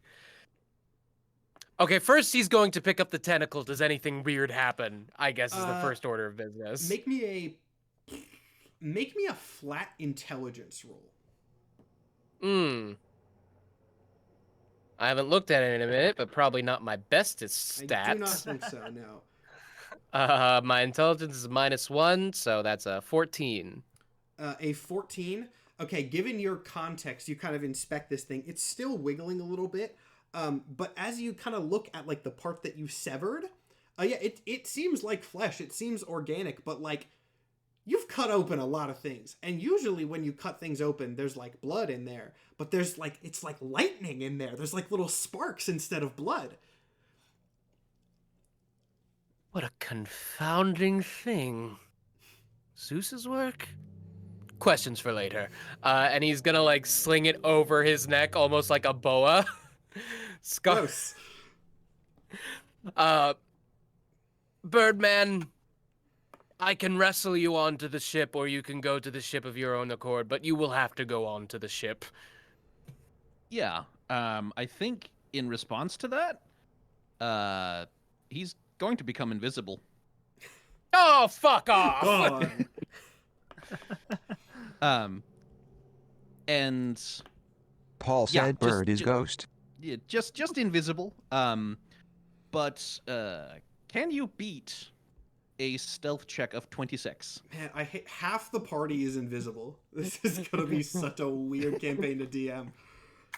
Are you stealing the goddamn arm? How the fuck? I don't have a plus 17 to my perception, so no, I do not beat a 26. Okay. Well, as far as you're concerned, the bird has simply just vanished, and you don't notice that there's a slight increase in weight off your helmet on your head. Oh, okay. Not... He's just gonna be riding there the whole time. All right, neat. So, man, this tentacle thing's really heavy. Damn. Weird fucking day. Theo responds to the tablet and says to Paul, I don't know what the bird is. Maybe a ghost? Aren't we all yeah. kind of ghosts? In whatever time it takes for him to walk back. Or Paul is typing. Paul said bird is friend. Bird is potential ally. In whatever time it takes for Soma to walk back, he comes in like, well, I lost the bird, but I got a tentacle. Paul said Oh! bird is friend. Bird is Was friend. that a statement that time, Paul? Silence. Instead of a question? Uh, Okay. so Ronnie just kind of like he's waiting for you at the ramp, which is fairly rare for Ronnie. He just kind of like looks over and goes, "Okay, so I only like visually caught the fucking tail end of that, and I don't know what the shit just happened. So, anyone wanna?" I just toss him, Paul. I don't think Ronnie catches it. I think that thing just like plunks to the ground on the ramp. Paul Why- said ah. Why did you fucking throw this at me? Did this thing just fucking talk? Yeah, that's what the arm was after. That's what I He- presume was trying to be disappeared.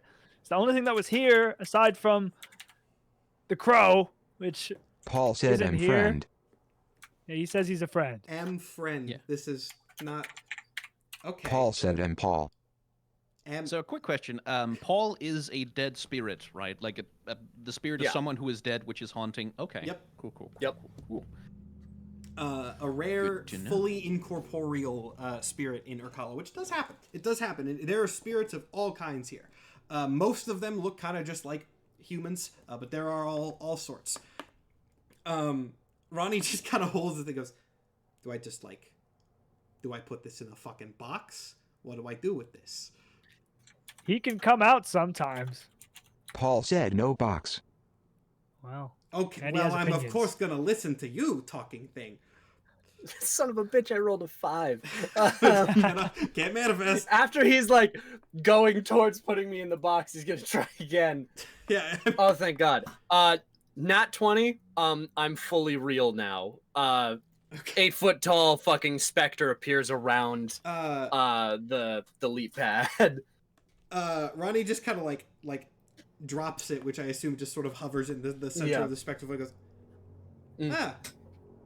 okay. So that's your No box. Am friend. Okay, no box. That's fine, whatever. No fucking box. Where's the bird? I heard there was a bird. Oh, I said I lost him. Why the fuck did you lose the bird, Soma? Well, he fucking turned invisible, that's why. The skeleton guy was fucking invisible. Oh, that guy. Well, I wasn't trying to catch him at any point. Okay. Bird, are you fucking here? I think I've heard of your shit. I know what your whole deal is. Yeah, and like Soma's helmet is gonna get like pushed down over his eyes, and there's like a flapping sound. and then like sort of hanging from whatever rafters or whatever is available, like sort of will fade out of the shadows and sort of go, "Yeah, I'm here. Mhm. You're the ferryman." Yeah, I don't believe we've met, but you know, I see a lot of people. You're the Raven guy, the one who's been doing the stuff after the agency. Are you investigating the whole disappearance thing too? Seems awfully It coincidental. is for my you to be here. charge. It's your charge from fucking who? Like it's sort of like a sigh, and it's as though he's reciting something very, very automatically and not necessarily voluntarily. It's like, I am under a charge from Odin to protect the souls of the dead and serve as his grim in the underworld. Okay, one of those type of deals. That fucking sucks. Well, I mean, we can probably use you if you're fucking here. And hey, if you're under charge by Odin, that means you don't get to charge me. So I'm happy with that. Paul is going to reach out his very disgusting looking hand and just pretty bird and is trying to pet pet you. Yeah, like he does not flinch away from that at all. He's like, "Yes, thank you, very nice." So, your name is do Paul. you react to cold? Not like unless it's damage, no. It is as close to cold touch as possible. Like potential damage. Yeah, no, like he'll shiver at that for sure. But Okay. He is Okay. very familiar with like the presence of spirits. Gotcha. Okay. Reaches out and starts petting the bird. That's all. Wow. You know, the last time we did this, I really thought I had the weirdest crew on this fucking ship. And I think the lizard was fucking normal. You know, it does seem like that now. More friends. Yep, that's how, well, okay. Soma, I see you have a weird chunk of fucking meat around your neck, which was a weird choice to carry that, but, can I...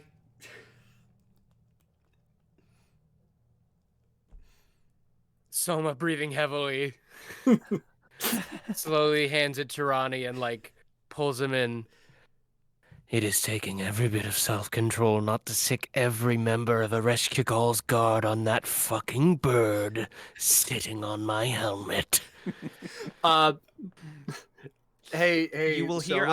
out of the like just out of the corner of your perception a perfect imitation of your voice. Oh, no. Just like, he's taking everything to me. King They're not going- imitation. And if you look over, it's like, oh, it's like just still being pet by the bird. Like no one's. And I don't mean like, oh, it sounds like the bird is imitating, like a perfect, like your voice. Yep. That's the most fucked up bird shit you could do. You are very fucking lucky that for the first time in my life and my afterlife, I have a job I could be fired from. Because if I didn't, your birdie brain would be on that ship as a paint job! When you blink, Paul's skull is in your fucking face as close as it could possibly be, and you just hear in your head, not your ears, your head, "No hurt, friend." Soma, for a good few seconds, tries to have a staring contest with the skull with no eyes. The thing with no eyelids. Yeah. Perfect. Let me remind Realizing- I'll pull the art up again so everyone has context who's watching. A lot of emotions. And realizing what the fuck he's doing and the fucking day he's had. You have the tentacle. I'm going on the ship, and in real life, I'm getting food. I will be right back. Okay. As Roddy takes the tentacle, he goes, "Yeah, nobody hurt the fucking bird. The bird's my new favorite." And Roddy! he What? just kind of gives you a nod. Unironically, by the way, yeah, Roddy likes you. And then he takes the tentacle 6 months. up to the cockpit, and like notably doesn't like put it right next to the cockpit because he kind of like sees the sparks coming out the bottom. It's largely stopped writhing at this point, but it's still twitching a little bit. And he kind of looks at him. Genuine question: does a 12 pass for me? I still have not. I think it's going to be situational. For this is a Okay. low stress situation. Let's say yes. I think it's going to be. Okay. I think it's going to be like 10 in low stress, 15 high stress is what I'm feeling. Got But it. that might fluctuate. Sounds good. So you are still corporeal. Whatever that means. But Ronnie kind of looks and goes, okay. So this thing, I mean, I saw it come out of the fucking, the whatever the shit that was, and Soma cut it off, and now it's on the floor of my fucking ship. You said it was trying to grab, and he just sort of points at Paul, not really knowing what to describe this thing as. He waves. Ronnie just kind of like, the point just kind of turns into like a, and then he pulls his hand back. Okay, I can fucking, I mean, this, Theo, we should be fucking partying right now because this is the best clue we've had in This is huge. whole time, whole thing. Bird, do you know anything we don't? Maybe. Well, good question. It's like, how much does he know? Because he's been like going around to every scene where this has happened and investigating as best he can, like the identities and names of the spirits that have been taken. You, I would say, at the moment, don't know anything incredibly like you can share information with Roddy. You know, we'll just say you do that. Neither of you have any huge information that the other doesn't. But what I will say, since, and this actually goes for Theo as well. Since Grimnir and Theo have both been investigating this for some time, if you guys have like a specific question about the case, you can roll insight checks with that. So, at the moment, neither of you have any certain information, but like if either of you want to see if you have figured something out, just so that we don't have to info dump like 2 weeks of investigation on the viewers. I would say now that we've seen, presumably, this is me presuming this, that this arm is the method that which people disappear through.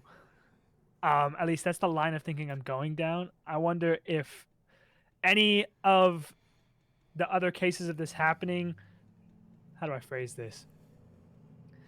If there's anything about the setting that these cases take place where this arm can like appear, if there's like a situation where they can or only some happen commonality in certain between the spots. victims, that they are all a certain kind of spirit. In that case, both of you roll me individual insight checks for each of those questions. Also, without saying too much, with it giving away the answer until I hear the roll, it does make sense that you guys would have like different information on those. So each give me insight for the respective questions, and I will give you that information. Okay, I will got roll a for the 22. settings of kidnapping. Okay. 22. So I'll give Grimnir the information first. So this is probably like a weirdly specific thing that I don't think a lot of the audience especially is going to be expecting. The main commonality between the victims, while it does not necessarily apply to all of them, the vast majority of them are American. Which, given that Arcala is a worldwide underworld and one that has been around for thousands of years, that is like notable. Yeah, like so Freke will Grimnir will share that and say, seems to be going for all Americans, which is strange. They've not been here that long. I busted out the fucking folders, and I'm like showing them with Grimnir. I'm like, oh my god, how did I miss that? You're right. Does he know where America is? I'm actually I'm gonna know. canonize this now.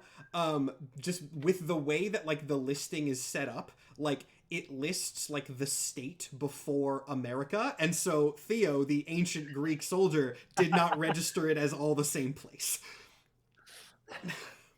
That's great. Oh yeah, we've got lots of Minnesotans and Californians, but we don't know what the commonality. Yes, exactly that. You're telling me Minnesota isn't a country? But no, it's a sort of, I don't know how to set it up. It's a mini country inside of a country, but then they vote on I don't know how it works. Sounds very confusing. But they're all We from have the same one place. non-American in the cast who had to be the one to do that. I rolled a 28 on if the location has any sort of commonality at all. So- or the setting that these kidnappings take place. The only thing that you can really tell from the location is thinking back on it. Every location has been, we'll say, large enough to accommodate something of a similar size to what you just saw, which was big. It was like 50 feet tall. It was not particularly like bulky, but it was very long. And everything has been like open air, or like in some cases a very large, like maybe like an amphitheater or something. Enough that you can assume that all of these disappearances probably happened in the same way, with something like tearing a hole in space, reaching down, presumably picking people up and ripping them back through. Yeah. And now that I think about it, every single space, now that we know the arm is what takes them, every single space we've been to needs to be big enough to accommodate that beast. Is it enough to call it a beast? We don't know what that arm is even attached to. Yeah, some sort of machine, I thought. Machine, that's the word I keep forgetting. Machine. Like a person made of objects. Something along those lines, and a portal of some kind. Portal, yeah. That I noticed you couldn't pass through. I don't remember anything that he does. Ah, well, you attacked the arm, and when it retreated back into the portal, and you kind of just got scraped off. Scraped off. But I can pass to the living world, no problem. At hearing that you don't remember anything that the other one does, Ronnie turns around and goes, "I'm sorry, what? You turned into a fucking dog, man. You don't..." No, I turned into Freke, Odin's wolf. Oh, okay. I don't know what the fuck that shit means. Like he sort of like goes, I am connected to the spirit of one of Odin's wolves, and whenever he spots desecration of the dead, well, he comes out, and then this is unpleasant things happen. Dog is not a friend. Oh no, the dog is a friend. Just don't desecrate the dead. Dog is friend. Slow nodding. Yeah. It's like free. Do you want to meet the dog? Maybe is the not dog right gonna now. get- Paul is gonna look at Theo like he's asking permission. Just 8-foot thing just like turns towards you. Gets asking you permission. Why are you asking Perhaps him? a It's different my fucking time. ship. Don't look at him. He has From no inside fucking authority. of Grimnir's stomach, you can sort of, friend, and like he sort of starts jolting around, like no, calm down, like sort of starts jolting around. And it sounds like a very different. Like when he transformed the first time, it sounded like the voice of blood and thunder. Like it sounded horrifying. This sounds much more like a very excitable child. Why the fuck are there always babies well, on my those- goddamn ship? Why does this keep Those fucking morals happening? are something I could get behind, so I have no issue with you tagging along, combining. I mean, 5 minutes together, we've already both discovered a thing or two. Perhaps we could use each other. Look, Yeah, I love like, how every returning member is just so confused this entire Oh, yeah. campaign so Oh, far. yeah. I love it. Ronnie just kind of said, "Look, that explains a shit ton." Actually, I heard that there was the bird guy, and then I heard there was like the dog guy that fucked shit up. I thought they were two separate dudes, though. I didn't know they were the same. Thinking about it, that does track with the sightings. Would Theo have heard anything about Freke or Grimnir? Ronnie generally keeps tabs on like the vigilantes that are operating in the area. If you had asked, he might have said, "Yeah, there's like a dog guy," but he probably would not have shared information unless you had pushed for it. yeah, like because what Grimnir has been doing is like his job is to track down people who desecrate the dead Yeah. and deal with them in often very unpleasant and violent ways. So if like any sort of prominent malicious spirit that has been like desecrating the souls of others might have met a very grisly end that you've heard about. Yeah, there are definitely records that Ronnie like has and knows about, because again, there were always some vigilantes operating. Right now there are more since Ereshkigal kind of took more hold over things. So like you have heard of records. I mean, how do I phrase this? What everyone else would like see and report is, yeah, there's like a wolfman tearing shit up. That's all you probably would have heard, because I don't think that Grimnir is going to be super forthcoming with information to just like random people. No. So yeah, you have maybe heard legends of like a wolfman tearing shit up, and that's probably about it. Got it. As this is happening, by the way, Ronnie has taken the ship somewhere. He has started flying. He has not mentioned where, though. Theo, you probably know where, but if anyone wants to, which again I have not told you as a player yet, but if anyone else like has questions, you can, or you can wait to get there. Once again, I turn to you guys to have any interactions, or we can move to the next destination. Paul's I don't- doing great. I rolled again Yeah. to see if I maintain on the trip. That's a but dog. It's in a good he got a mood. 22. Yeah. The only thing I wanted to do was confer with Grimnir about his findings. I knew he was investigating. We already did All that. right, So. sweet. After a bit of flying, the ship rumbles notably. Now, Soma, I imagine this is probably most worrying for you, since I think the last time the ship rumbled, it was because you were under attack. But Theo and Ronnie both don't really seem particularly worried about this. And if you look outside in the windshield, you will see that, strangely, the ship now seems to be underwater, which is not something that you've seen in Urkala before. Any of you, actually, for what that's worth, except for Theo.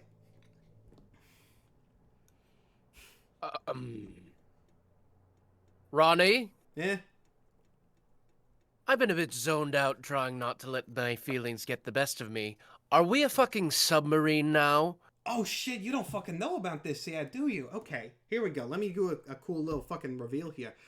He like hits some things on the dashboard, and like the lights in the cockpit dim a little bit. And after a moment of this, you exit this water, going into what is essentially like a large bubble of air that is entirely surrounded by rushing water. And hovering in the center of this bubble is a cluster of like fairly rudimentary, kind of sort of like a sci-fi military base, a small one, like metal buildings with metal scaffolding between them. And as you approach this new area that you've never seen before, again, except for Theo, Ronnie turns around to you all, throws his arms out wide, and goes, "Welcome to the newly rebuilt Dock Sticks, baby." So you had a lot of free time in the last 6 months then, Ronnie. I have a lot of money saved up. We needed a fucking base. The other one got smashed to bits, so I decided to make one that was a little bit more secure. Pretty. See, thank you, weird ghost. I was expecting some sort of reaction, and I got a creepy whispered pretty from the weird ghost. And that's... Yeah, Grimner's also you're sort of looking at. That's very well secured. Yeah, see? People, I told you, Theo, it was a good idea. I mean, I didn't deny there was a good idea. I just don't know if we needed to have the cool underwater entrance That's bubble. what I'm used or to. the- I've been here, I've been dealing with this place. He kind of gestures at the river around you, which you can assume you know what it is at this point. I've been dealing with this for thousands of years. It's my element. I know how to navigate it. I can go in and out. It's safer in here. I think you just wanted to have what you mentioned in passing, a bat cave. I'm not sure entirely what that is, but it sounds like a real goal for you. And to each their own. Theo, shut the fuck up. He takes the riverboat down and docks it at like an actual dock before kind of stepping out and starting to give you guys like a little bit of an impromptu tour. He seems very, very proud of this place. It's not great. I actually would kind of describe it as like a shitty floating bat cave. Again, it is floating in the center of this bubble, and it is open air as much as this area can be, with like separate distinct buildings inside of it. And he goes, "Okay, so we got like living quarters over there. I got an analysis area I'm going to take that weird fucking tentacle to. We got, the more weapons and like a training area over there." He just sort of starts listing off, not really caring if anybody is listening or not. He's just very proud of this place. It is nice for what it's like. I have an office space. I got my fucking copies of my reports written up with like red lines and highlights. I need to get somebody to draw art of this place, because literally, this is in my brain. Dock Sticks was the headquarters of the agents. Like this is always going to be like what their Avengers Tower was, because I knew the agency was getting destroyed. I was like, I like the name so much, I got to run with it. So I imagine Lord Cringe has a room where like there's just like "Do not enter" kind of signs on the top, and you open up, it's full of anime posters. Oh, 100%. There's a really Absolutely. there's a really big One Piece poster, and like Yeah. and like next to it, like just straight up on the wall has been scribbled, "The One Piece is real." Perfect. Gotta love it. God. Yeah, I imagine there's also a lot of empty rooms because we left room to grow. There are some. Notably, Ronnie's is separate. Ronnie has a bigger one that is not in the same building as everybody else's.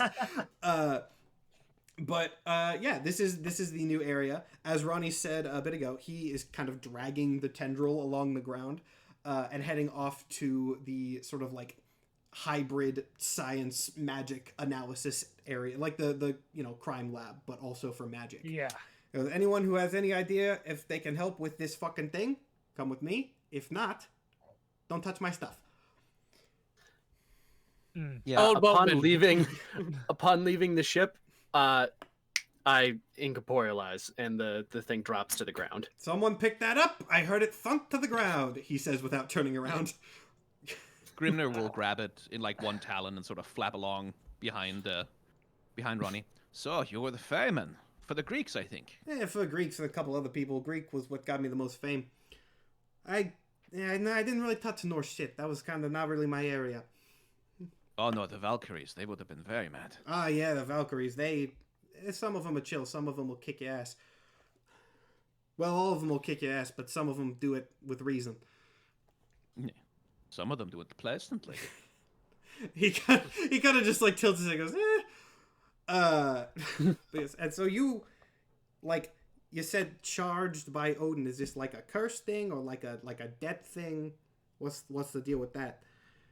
Again, sort of like it, almost as though he's reciting it. For the crime of attempting the theft of the ring Dripnir, I was charged with 2,000 years of service to the All-Father himself. Oh, you stole some shit and got caught. I've heard it 1,000,000 times. Should have used my services. Yeah. Could have paid Well, me. someone had told me the myth of Prometheus. Maybe I would have known better. Oh, Prometheus, a son of a bitch. Good cook, though. And then he just kind of keeps walking. Makes a nice liver. Fuck you. All right, yeah. So, is everyone going to the lab, or are people splitting up? Well, I guess the only person who doesn't really have agency in this scenario is Paul. Mm-hmm. I mean, this is the biggest lead ever. Yeah, I assumed you were. I'm going to the lab. Yeah. I'll be there. Soma Company is saying, I cannot help in the process, but this feels like something we're going to have to kill. And I would like every bit of knowledge on how we kill it. All right. So when everyone gets to the lab, I need you all. This is going to be a weird roll, but I think you'll get kind of why, because this is a multi-purpose area. Everyone make me your best intelligence check. If you have an intelligence skill, make me that. If you don't have proficiency in any, just make me a flat intelligence check. And depending on what that is, you're all going to get like different information about what you see here. Oh. Someone else in the chat said Paul got a 21 4. to investigation. Okay, 21 to investigation. Paul got a 4, so that's nothing. Someone in chat said I'm getting 2012 Avengers Tower vibes, which is good. That's what I wanted. Let me get all of them before I give the info, so I have it on hand.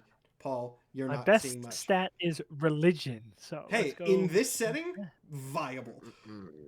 My best intelligence stat, I should say. Huh, that's a nat 20.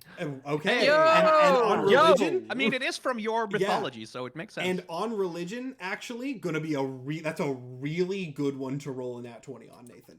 That's the only intelligence stat I have any kind of boost in. All right, Mike. So, nowhere on my character sheet do I have anything that makes intelligence checks not a -1. Cool. Oh, it's probably not going to be great anyway. But I guess if we have to pick a skill, well, that's a wisdom. Never mind. If you just want to do flat int, like that's also fine. Yeah, just do a flat intelligence check. It's all the same. But that's a 17. A 17. Wow. Okay, all right, that's good. So I'll go in. I'll start with Grimnir. Grimnir, this area that you see or that you've walked into, I would say as a vigilante, you do immediately recognize this as very much like an amateur crime lab kind of thing. This is sort of Batcave vibes of like this is where the heroes try to figure stuff out. You also probably recognize it as a vigilante yourself as the area of like someone who does not necessarily know what they are doing from like professional training, but knows what they are doing by the fact that they have been doing it for so long. Does that make sense? This is not like a clean, Yeah. organized like FBI lab. This is Ronnie has been looking at this shit for centuries and has kind of figured out how it goes, but also he's still Ronnie, and so shit's kind of just scattered everywhere. But like from what I gather of your character, this is a space that you can definitely like do work in comfortably and be good. This is a very competent amateur crime lab for the wide variety of things that that you guys cover. Soma, you get kind of the same vibes. The thing about your role, even though I was really good, since it's flat int, I would have defaulted to a religion-based thing, which Theo got a nat 20 on. So, starting the sort of investigation of this tendril, Ronnie, hooks it up to some various machines, sets up some things that start projecting like runes around it, the whole sci-fi magic deal. Theo, as you are investigating this, I think being a Greek demigod, logically, the first thing that would run to your mind, especially since you got a religion check, is checking to see, like, gods. Is this affiliated with a god of some kind?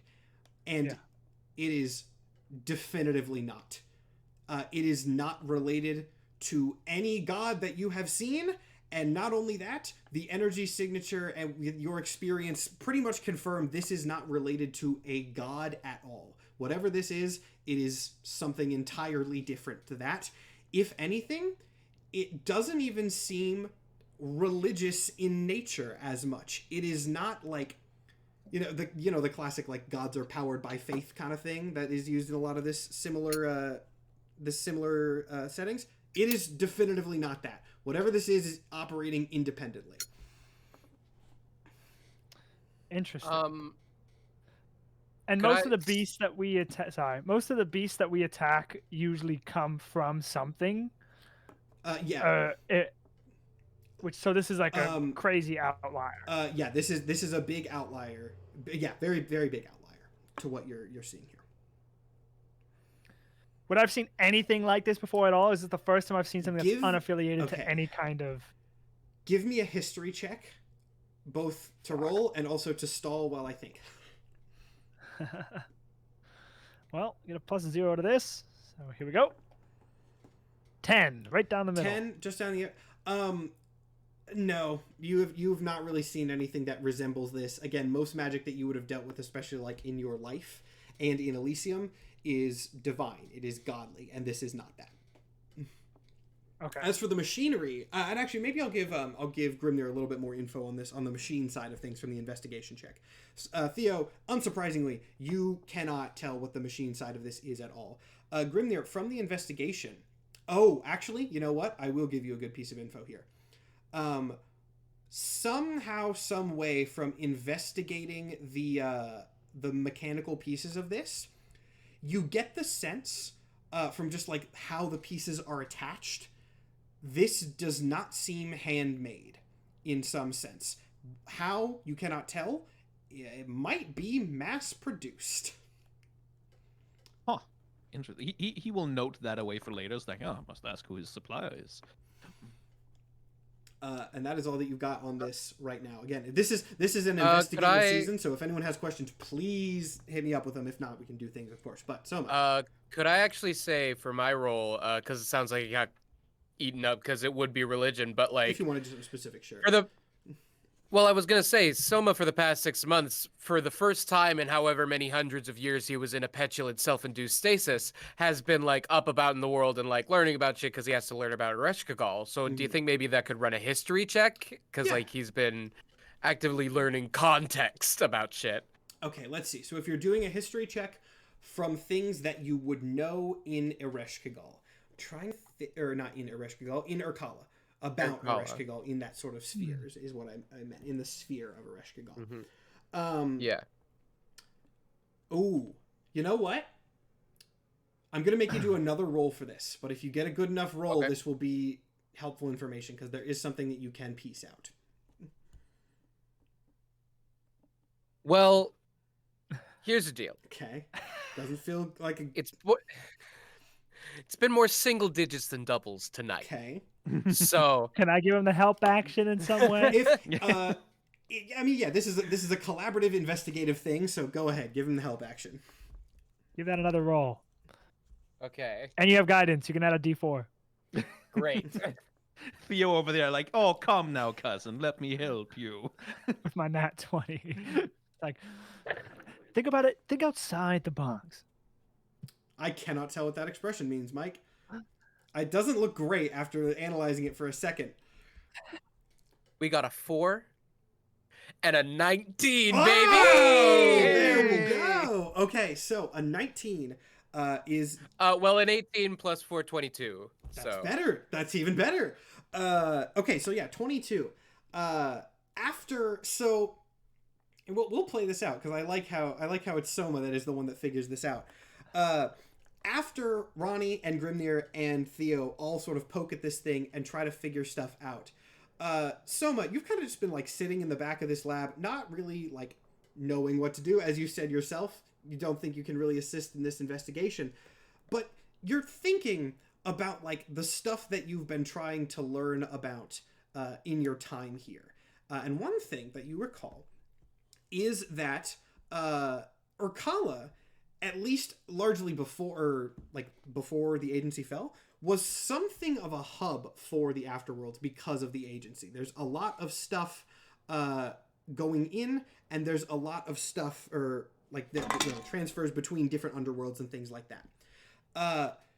This thing definitely is not Urkala. You can tell from like learning about stuff. This definitely is probably unsurprising from the fact that it came through a rift. It definitely is not native to this plane, but weirdly, it doesn't seem out of place with the surroundings either. It seems like to resonate surprisingly simply with most of the stuff around it, and just like the energy that you're used to feeling in this area, if that makes sense. Mm-hmm. This is a little lore check to see what you guys remember, but if the puzzle goes too long. Well, isn't that odd? What's that? Well, correct me if I'm wrong, but normally traveling to planes you're not supposed to be to is supposed to incur some odd energy. You're picked up easier. This thing is cosmically camouflaged. Just fit in Urkala. It has no godly attachments either. I've been trying to get any sort of energy from it from anywhere. Everything we ever fight is attached to some god somewhere, and this has nothing. It's like it's blank. I mean, this is the fucking lead we gotta go for. If that's it, look, I can take the river anywhere in the goddamn afterworld. If we can figure out where this thing came from, we can go track down whoever the fuck made it. Well, unless there's somewhere in the afterworld where there are no gods, we're out of luck. So Grimnir sort of goes, a place where there are no gods. Well, that sure sounds like, and he sort of connects the dots. America. I've never been. The fuck's in America? The Matt Berry energy on that line. The devil's in The America. fuck's in America. Are you talking about the mortal plane? Yes, the mortal plane. It was, God, All of the mortal plane, also known as America. some 600, 700 years ago now. They sailed oh God, who was it? The Italians? The Spanish. They sailed, they found a new continent, murdered everybody, colonized, and made a new nation with, well, no real gods in it anymore. Except for the old ones. But they killed those. Soma feels an odd pang of jealousy. I was gonna say. Ooh, So I this mean, sounds like your people. Yeah, it sounds like some of his guys. Ronnie kind of, as much as you can get the sense of a side eye from somebody who is wearing a full like pilot's helmet, Ronnie kind of side eyes you grimly and goes, "You think this thing's from a fucking mortal plane?" Well, it sure as hell doesn't sound like anything I've seen in the underworld. I mean, it looks fucking mechanical. I'll give you that. We don't really got that shit down here. What other afterlives have mechanical stuff like this. Grimna sort of very earnestly. Do robots go to heaven? I've never fucking taken one. Also, heaven, I don't know how much you were paying attention like 6 months ago, dude. Heaven, I don't recommend.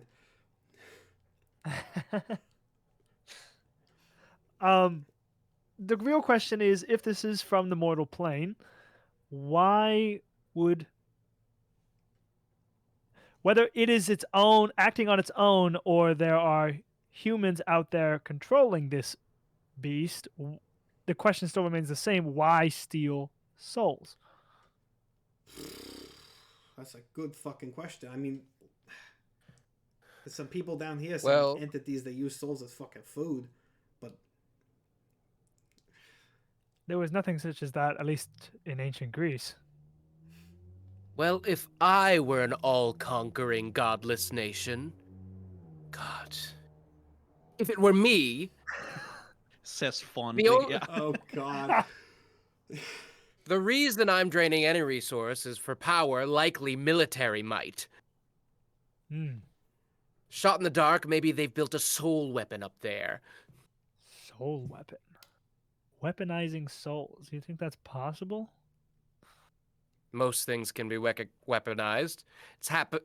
It's been experimented with ever since man first hit other man with rock. Technically before then, but you weren't around for that. So, here's the question. Still begs the question. Oh. Begs the question. What did they want with this? And Grimna holds up the little iPad thing. Oh shit, I forgot Yeah. about that guy.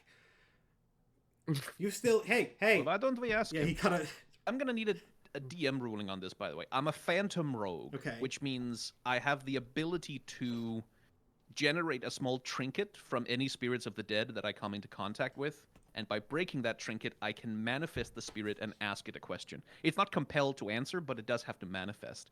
How would that interact with Paul?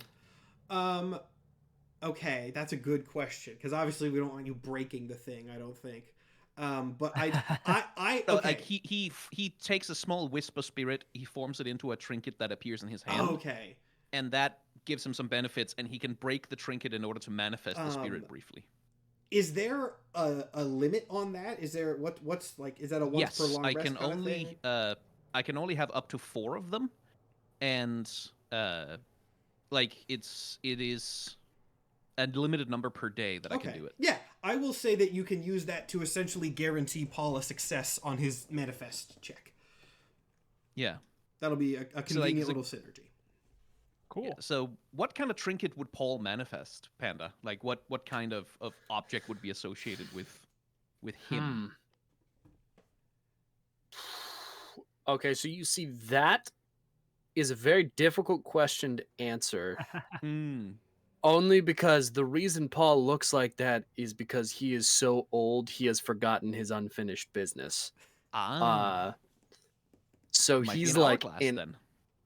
Oh, sure. maybe that could Yeah. work. So Grinda will like swoop his feathery hand over the thing, and like a small hourglass will appear in his hand. It seems to siphon off just a little tiny bit of energy from it, and then Mhm. he crushes it quickly in his hand, and there's like a little flash, and Paul is able to manifest. Gotcha. Paul forms out from where the leap pad was and just kind of looks around. Very confused. He's used to having to work for that. So, what did they want with you? I do not know. Hmm. Well, that's no help. How long have you been in this thing? Remember, for the sake of timeline, this campaign takes place in like the mid 2030s. So if you're trying to track it back Right. to a leap pad. No, I'm Yeah. trying to figure out the correct answer for him saying I don't fucking know. Okay. He like stares at it for a second and just goes, found it long time ago. Makes talking easier. Don't know how long I have been here. and what the hell did they want to do? And Grimner will sort of investigate the little iPad thing, like looking for any signs that it might be special in some way. Give me an Arcana check on it, I suppose. Arcana, okay. That is a 7. Not gonna get Oof. it. He's not a wizard. Seems fairly normal. I mean, it's weird that it's here, but for the situation, relative to the situation, it's normal. Yeah, no inlaid gold, no secret diamond hiding in the Nope. Though I will actually give you one thing, which is not necessarily something that would have come. Well, I mean, it is. There's not a lot of like mortal items in Urkala. That, like, for an electronic device to be here is kind of weird in general. So its presence is odd, but other than the virtue of its presence, there is nothing notable about this device. Yeah, Panda's cam is frozen. His camera is frozen. Everybody else's is good. This might be a good time. If Panda, I'll give him like 10 more seconds, but then we might go to a break if Panda's cam's frozen, see if we can get that fixed. And presumably can't hear us because he's not talking. Yeah. So he might have dropped. He just texted me. I think my internet just died, but I'm not sure yet. All right, in that case, we are at That was a great time to we're at 2 take a hours break 20 for the minutes. camera I wanted break. to do it at a slightly more dramatic point, but this will be a good enough one. So we will be right back, everybody. Thank you all for watching. I hope you're enjoying so far. We will return in I'm gonna say like 5-ish minutes. That could change depending on Panda's thing, but like we'll come back, so we'll figure it out. He has just left completely, so our cameras have now died. And on that wonderful note, I'm going to take us to the pause screen. We will be right back.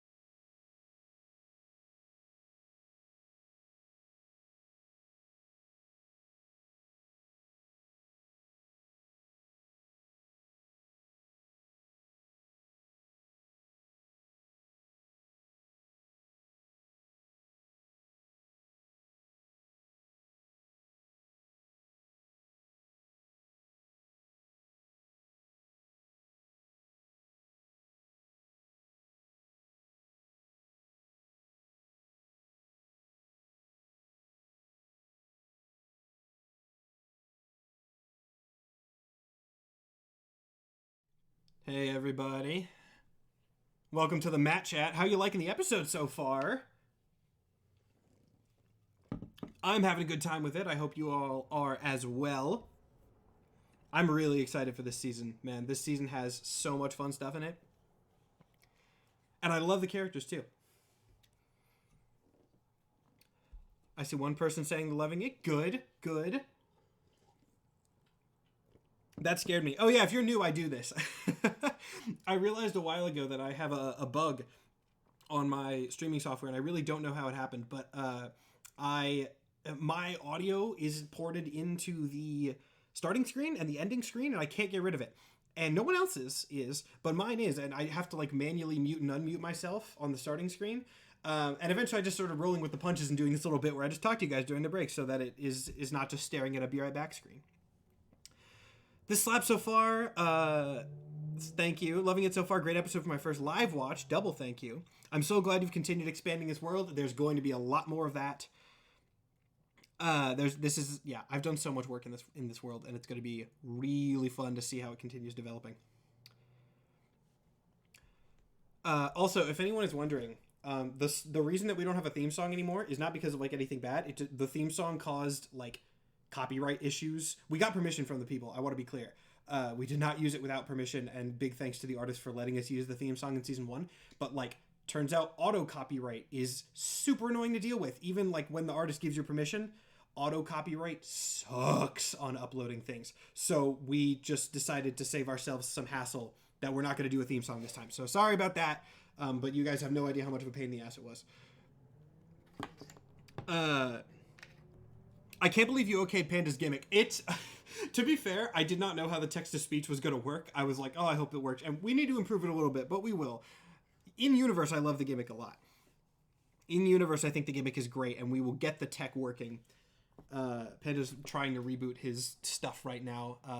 The good thing is, worst case scenario, if he needs to say anything, he can watch the stream and then text me, and then I can relay it, because that's kind of how Paul works. So we will continue the episode regardless. Don't worry about that.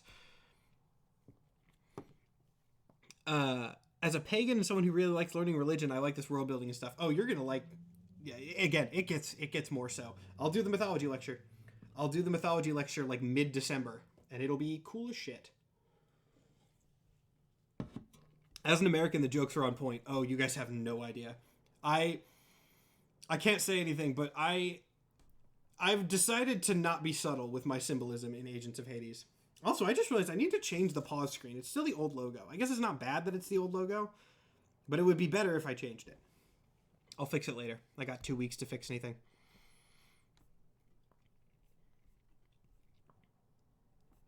Let's see. Do I have anything else to say? I gotta be so careful because we're halfway through episode 1 and I don't want to let any spoilers slip. Everything is still the old logo. Not the intro. Not the intro. The main overlay I kind of left because it was harder to fit, but the intro was different, I think. I'll fix it as we go. It's just harder because I realize like the way that I changed the spacing is janky. I'll fix it. What's your favorite lore thing that has been revealed? There's that has been revealed. Doc Sticks. This episode at least. Doc Sticks. I think it's neat. It's not like a huge thing. I just think it's cool. Are there going to be aliens? Not in this. I will not confirm nor deny whether there are aliens in the Agents of Hades universe at large, but there are not aliens that I have currently planned for this show. I petition, since it's led by Ronnie, that it be changed to Agents of Sticks. That would also be cool. That would also be cool. Where's H.A.D.E.S' family? Asphodel. They're not doing great over there.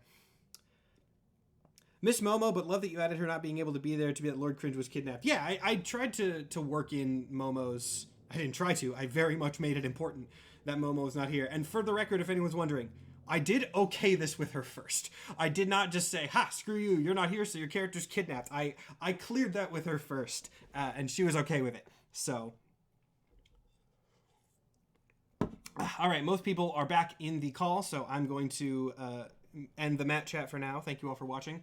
It might be a few more minutes before we come back to cams because we're still trying to figure out what Panda's deal is, but I will try to make it as quick as possible. So thank you all for listening.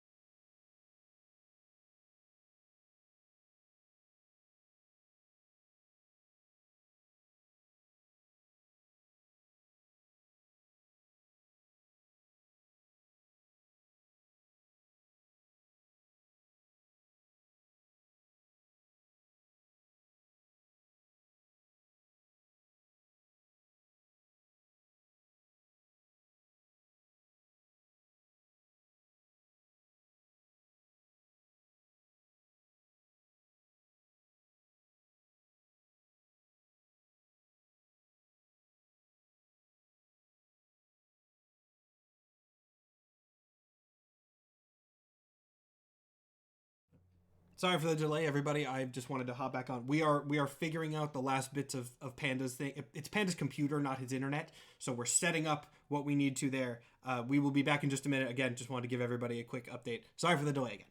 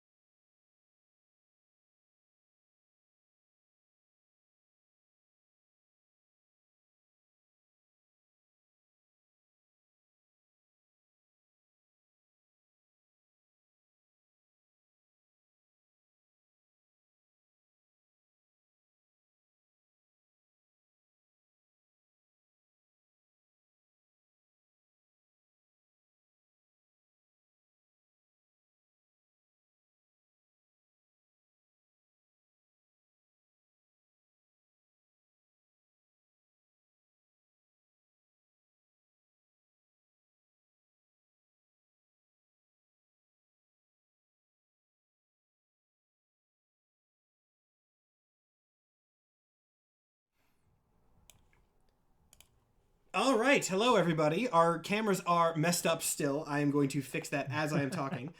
Panda's having some slight issues with his computer. In theory, he will be back soon.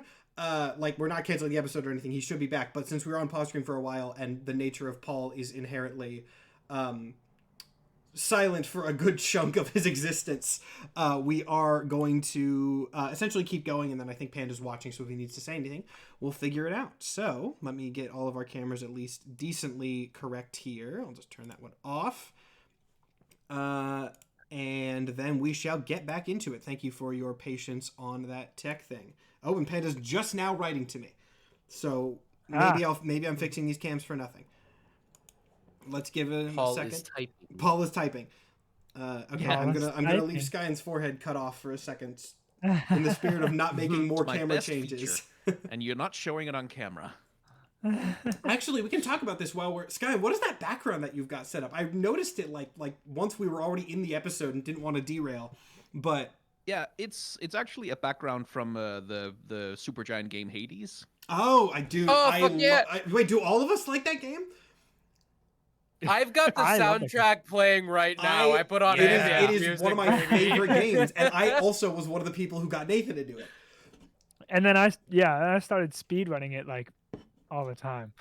Oh, cool. Hell yeah. Dude, one of my friends actually held the world record on Hades for a while. Medic. That's so cool. Yo. Also, according to Panda, it is going to be, quote, maybe a few more minutes. And so we are going to keep going, and then he will get in here, and then we will fix the cameras again once he is here. We can talk more about Hades, the video game, in the after show if we want. Sub to our Patreon, and we can talk about that.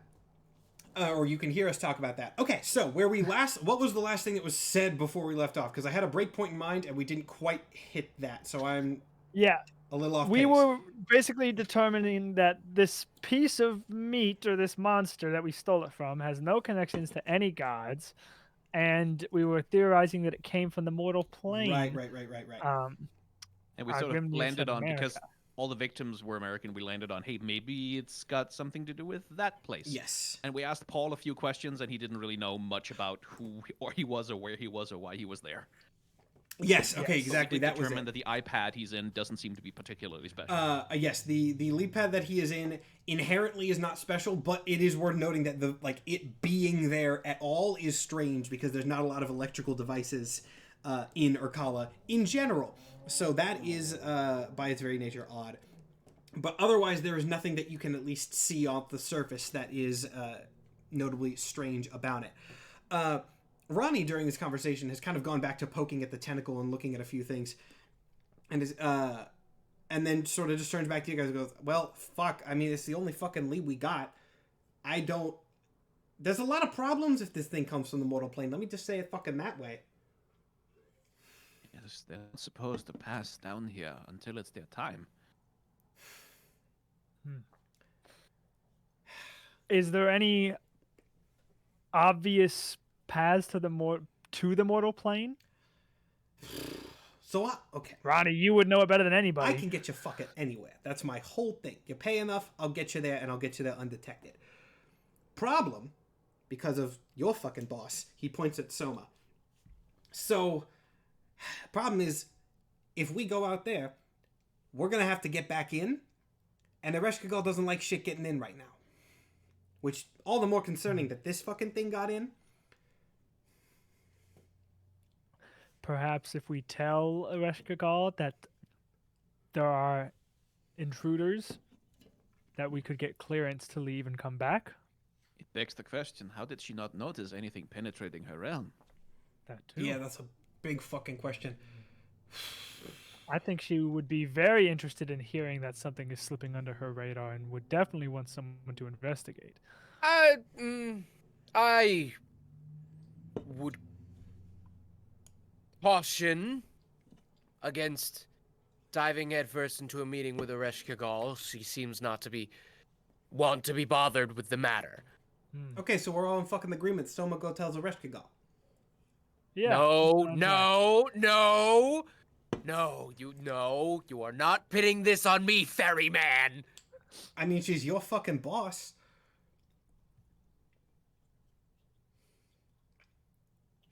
I would rather not do it. Diplomacy was not my strength in life, so it doesn't stand to reason that I have to do it. I don't want to do it. Oh. If so bad pockets. Is the big fucking green guy scared? No. Merely, I'm playing a long game. I wouldn't have taken you for someone scared of the dark. I am not scared of the dark. I am playing a long game that requires me to remain in this job, and if I bring my boss bad news, she may fire me on the spot. Well, if you bring your boss no news about something terrible that's happening, she might do a lot worse than firing you. Listen to the fucking bird. She wouldn't fire her number 3.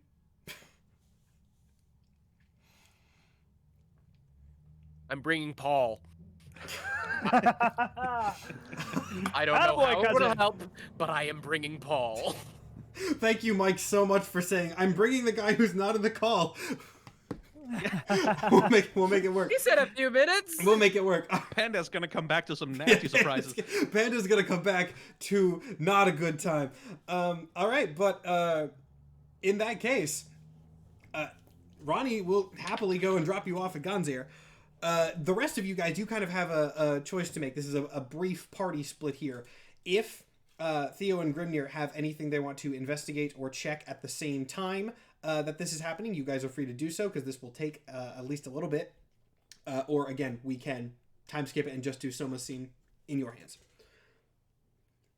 I think I rolled a nat 20 on my shit. I feel like I got everything that I would have been searching for. I just don't think we know much. Yeah. Grimnir will like steal stuff. Like if there's something lying around it, like a couple of You're knives, gonna have to maybe, make like, the stealth check if you're stealing Ronnie's shit. Yeah. Well, just like whatever's lying around the base. He doesn't know who it belongs to. Yeah. But still though. Well, that is a natural 20, and that's a 33 to beat. I mean, I'm gonna roll it, but yeah, natural 20 is probably that's a 5 on the die. Yeah. A tough task that you just pulled off there, but yeah, all right. You take some stuff.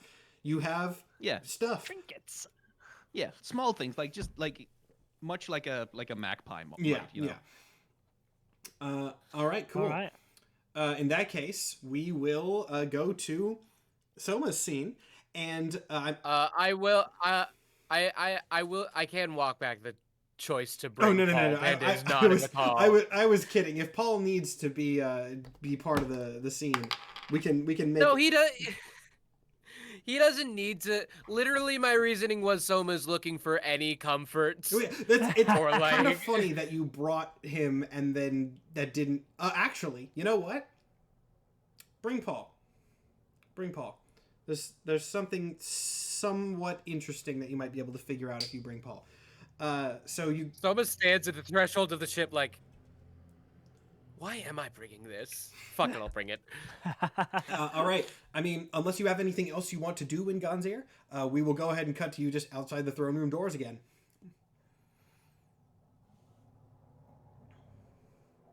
I suppose not. Oh, anything I wanted? No. I wouldn't think so. Okay, cool. Then you are free to enter. When you do, it looks the exact same as it did before.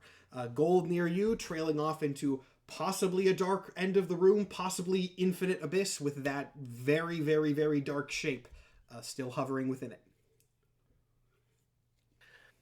My Lady Ereshkigal, I have much progress on the disappearing souls case, and it appears to be quite dire, and may need a bit of your attention if it can be brought. Once again, you feel her gaze upon you. Important question, though, and kind of an ominous one. How far into the room are you going? It is a gradient from light to dark. I need you to give me a percentage on how far you are going into that room.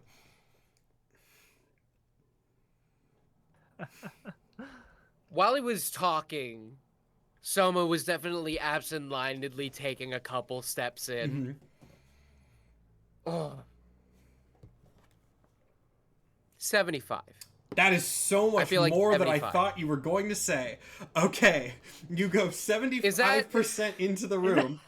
Okay, He's a big guy. He takes big steps. that is for my note. Okay. Again, you feel the rescue girl's gaze upon you.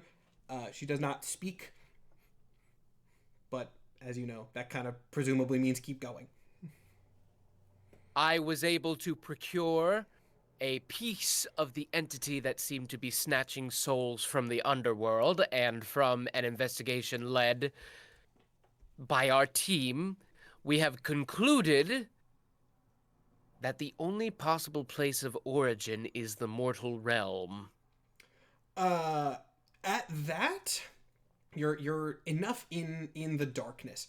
At that, you get you see that the head of this form just ever so slightly tilt to the side as if almost intrigued, which is the most emotion or movement you've seen from it. So that's notable. It carries no affiliation with any god or deity, meaning it cannot originate from anywhere in the afterlife. As such, we would need express permission to exit Irkala to investigate this matter in the mortal realm, and more importantly, clearance to re-enter once we have our results. You have that same experience of the room goes just entirely dark. However, this time, rather than staying purely dark, it holds like that for a bit. And you hear very loud, scratching and scraping sounds behind you before the room goes light again. And if you turn around to look at that, which I assume you probably do, you see those same dark scratch marks that were sort of etched into that folder that you brought the first time, have now been etched into the door and wall behind you. And they say, in bigger, deeper cut letters, I said deal with it. Soma salutes. And he leaves. Now, notably, as you can probably tell And from our Panda is cameras here. dying, Panda has rejoined at a very good time, actually. So, Panda, did you hear that? I'll fix our cameras as we go here. I didn't hear shit. I've been trying to update this damn computer. It worked out very nicely. So let me just fix our framing here. Basically, Paul, you I guess zoned out for a bit. When you unzone out, you are in Ereshkigal's throne room with Soma, who has brought you there. What the fuck? Has Skyen made me physical? Or it am is I just a it is just you and Soma right now. We roleplayed it that the connection petered out and you vanished. Yeah. Vanished Vanished. when your Yeah. camera stopped working. Got it. So it's just the. I'm assuming it's just the leap pad then. It is Soma holding the leap pad, and we're gonna say you have sort of manifested like as Soma is turning around and looking at the stuff behind him, which is just words, before he like leaves. Gotcha. Paul said hello. No, he didn't. No, The he didn't? leap pad does nothing. Oh, the leap pad does nothing. Oh, okay. Oh. Can I make my roll to appear? Go for it. Oh boy. I have a feeling this is also going to do nothing, but might as well try.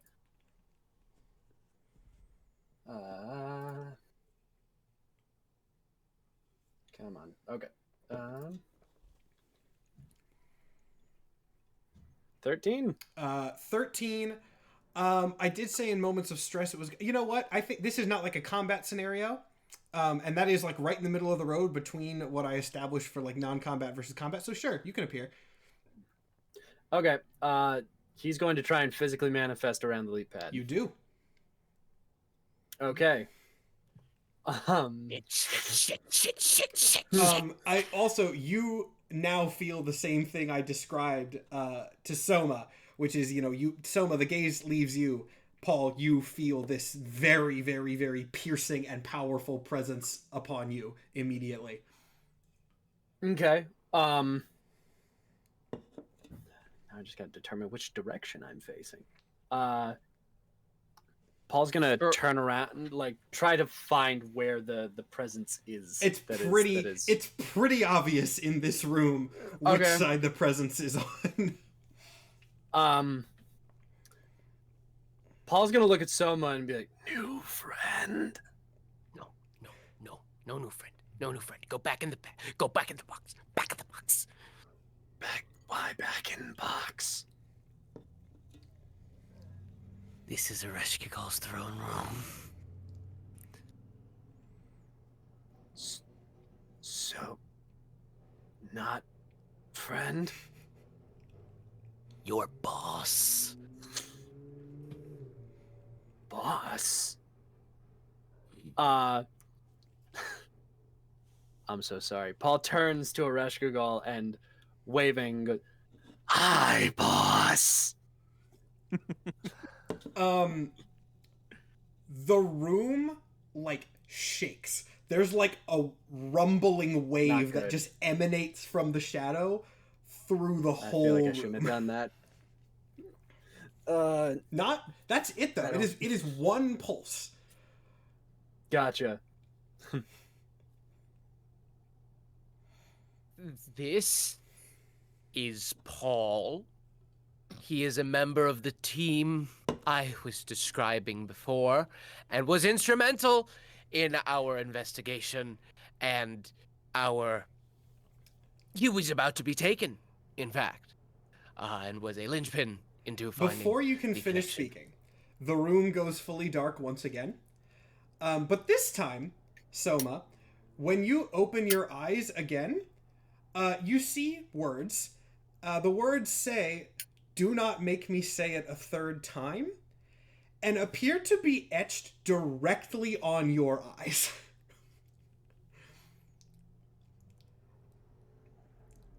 All we go now. Do you have... No, I'm... The leap pad's in me. Bye, boss. No, we go now. Turns to... waves goodbye to Ereshkigal while following Paul out. Now, Soma, as you kind of stumble your way to the door and get out, if you reach up and like rub your eyes, the dark sort of marks will fade quickly. But notably, as you leave the darkness around Ereshkigal, the leap pad beeps. Paul, what does that mean? It doesn't sound like a weird beep. It's just a normal beep. Like it's working. It wasn't before. It is now. Okay.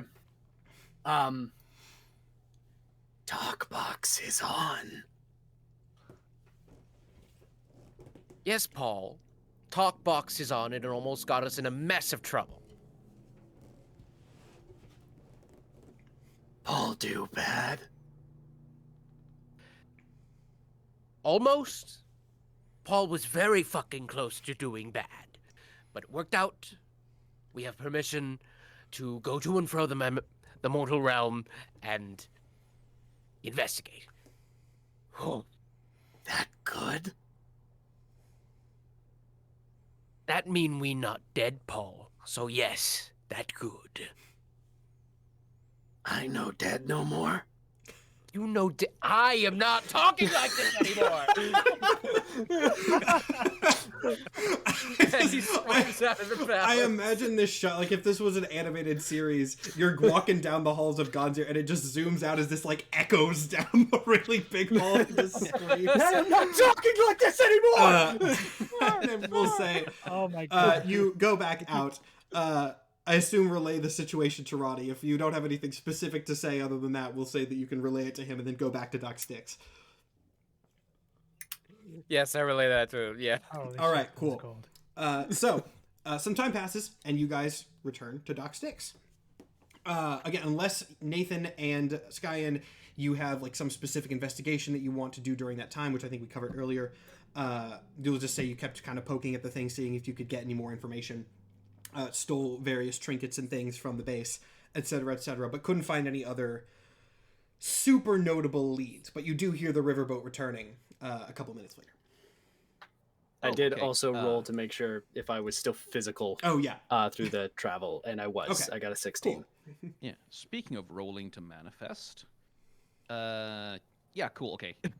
I just made a Constitution saving throw to see if Freyko would get so excited by the return of friends that he'd pop out. Fortunately, I managed to resist. Good. Less. All right, so the ship arrives shortly after, and Ronnie kind of steps out with the others in tow, I assume, and calls for you guys to all sort of huddle up near the center of the base, out sort of in the open area in the middle. Which I assume you all do. Soma, do you want to relay the situation, or should Ronnie? As it stands, we have permission from Ereshkigal to investigate the mortal realm. It seems that she has also bought into this being our best lead for the origin of this device. Fantastic. Although I will also say we are not buddy-buddy. We are not friend. And she very much would not like to be bothered by the matter. I met boss. Yes, Paul met boss. What Very was she exciting. like? Cold. Well, you have that in common. Friend. No. I'm sure she'd like you if you just talk to her some more. I mean, yeah, the ominous rumbling isn't necessarily a bad sign, right? Paul looks down at Soma and is, "You try, friend." No, I didn't fucking try, friend. She communicates by scratching into things, including eyes. Maybe the ghost is fucking right. Did you try, friend, Soma? Paul puts his freezing cold hand back on your shoulder again and goes, "Maybe try, friend."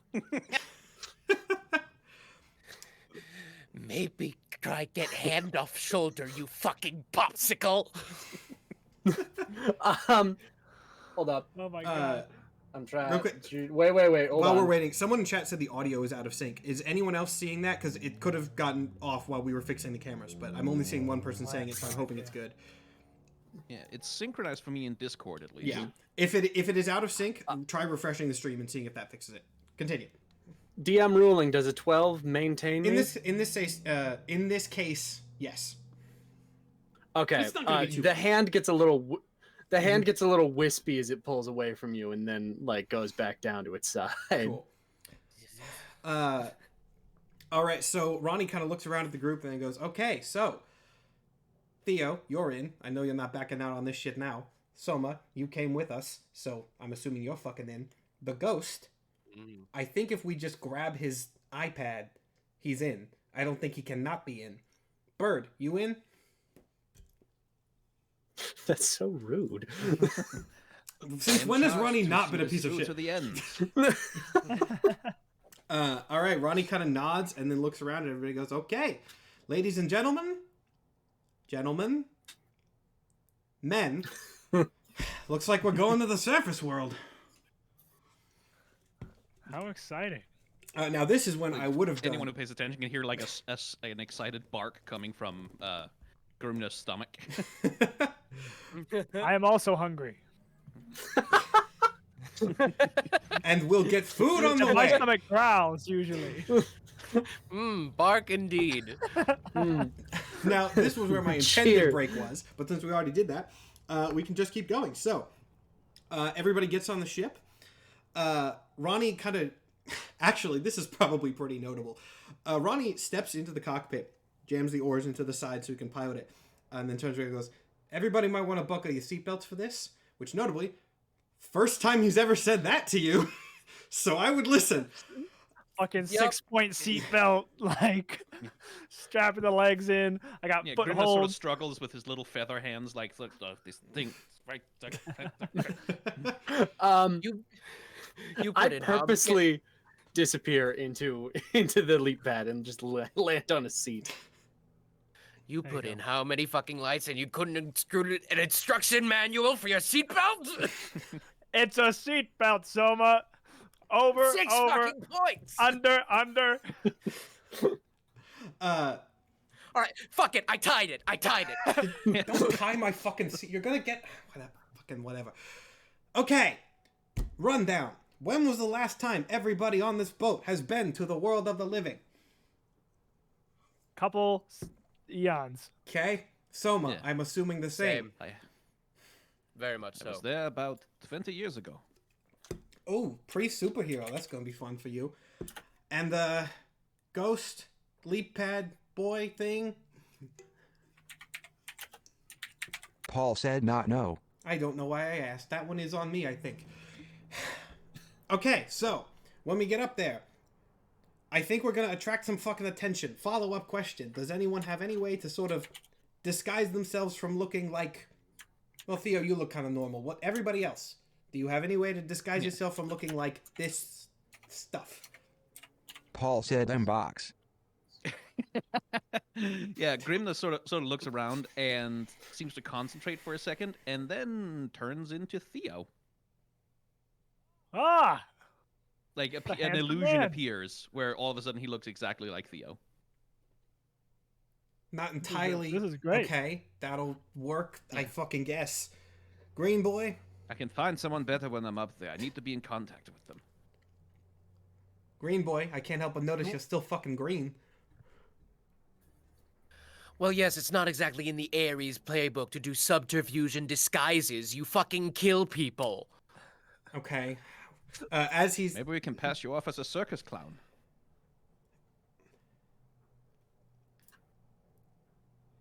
You're lucky I don't know what that is yet. Okay. Very fucking lucky. Soma. Look, I know a little bit about Earth culture. I've been back and forth a couple of times. We're gonna try an art of, some sort of, subterfuge. Paul like you said said. cosplay. You beat me to the fucking punch there, Box. Oh my god. There's this fucking... I don't deal with human entertainment that fucking often, but there's this game called, like, Legend of Zelda or some shit. And you look like one of the guys. Wow. So we're gonna... While we're up there, if anybody asks, you're doing something called, and I quote exactly, don't fuck this up, cosplaying as Ganondorf. Sounds like a spell. Cosplaying as Ganondorf. He's a scary conqueror And in the guy, modern I think. age, is this a respected mortal tradition? Yeah. Paul said friend look like bad guy. Did it mean bad guy? Bad guy? Paul said Ganon is bad guy. He's a... I've never played any of the games, but I think he's the conquering warrior, warlord guy. If I am the one cosplaying as Ganondorf, then he is the baddest guy. Very well. Seems we have it all figured out. And I'll work on our Paul said escape again plan on for his when friend. we fuck it up. Let's go. So, this conversation has been taking place as you guys have been like raising up off of Dock Styx and going into the River Styx itself. There's a little bit of turbulence as you guys enter the water, but not too much. Where the real turbulence starts to come is seemingly as you are exiting the water. At this point, the ship essentially starts shaking so much that it's kind of hard to tell where your bodies end and begin. It is very clear that this is not just, oh, there's turbulence from going from one place to another. This is, you are somehow crossing the border of reality and things are breaking down a little bit when you do. Ronnie, for what it's worth, seems largely unfazed by this. And he kind of calls back to you as you're going through this. Not that it will be super easy for you guys to respond. He goes, okay, anyone got any preference on how we fucking do this? Do we want to come in guns blazing? Do we want me to set us down somewhere more subtle? How we feeling? Grimnir sort of like, you set us down somewhere far away. It's like basically sort of getting across, like, get us down somewhere stealthy. Somewhere stealthy. All right. Yeah, I agree. I mean, I think I can fucking get us in. Yeah, that shit would probably work. Going through water is usually easier than anything else. Okay, everyone brace yourselves. We're gonna start getting to the turbulent part now. The what? Yeah. What does he mean? At this point, the best way that I can describe this is you feel the atoms in your body discorporeate for a second.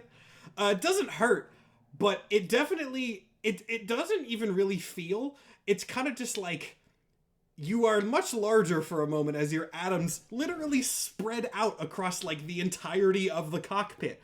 Paul said strap down talk box, please. Everyone give me a constitution save here. Whoa! Constitution saving throw. Mm-hmm. That's a natural 20. Oh, you're good. You've Also a probably natural actually 20. you've I think canonically done this before, Grimnir. Yeah, So yeah, anytime you've done this. he has to chase down someone who desecrates graves, he has a passage to the upper world. Yeah. 19. I also got a natural 20. No. We Okay, are let me good. see. 14. Okay. Everyone is actually surprisingly more okay than I thought they would be. Soma, you're a little kind of dizzy, especially since you had just been in like a Reshkigal's presence, and then almost immediately going from that to this is very disorienting. But yeah, it's a surprisingly not horrible time. Let's see.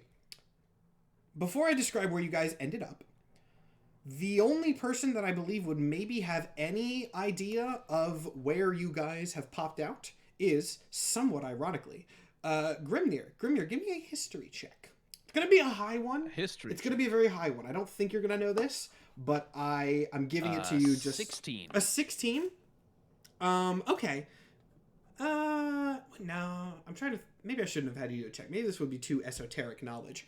But I'll go ahead and just say it for the sake of saying it. So, as you guys look out the windshield of the riverboat, you are still underwater. However, the water here is notably different than the rest of the river Styx. You don't seem to be in the Styx anymore. If anything, it seems like you've kind of come up from the bottom of a different river and sort of phased through the ground, and are now somewhere else, presumably back in the mortal plane. Now, to all of you, things feel very different, and this probably is going to manifest a little bit differently for each and every one of you.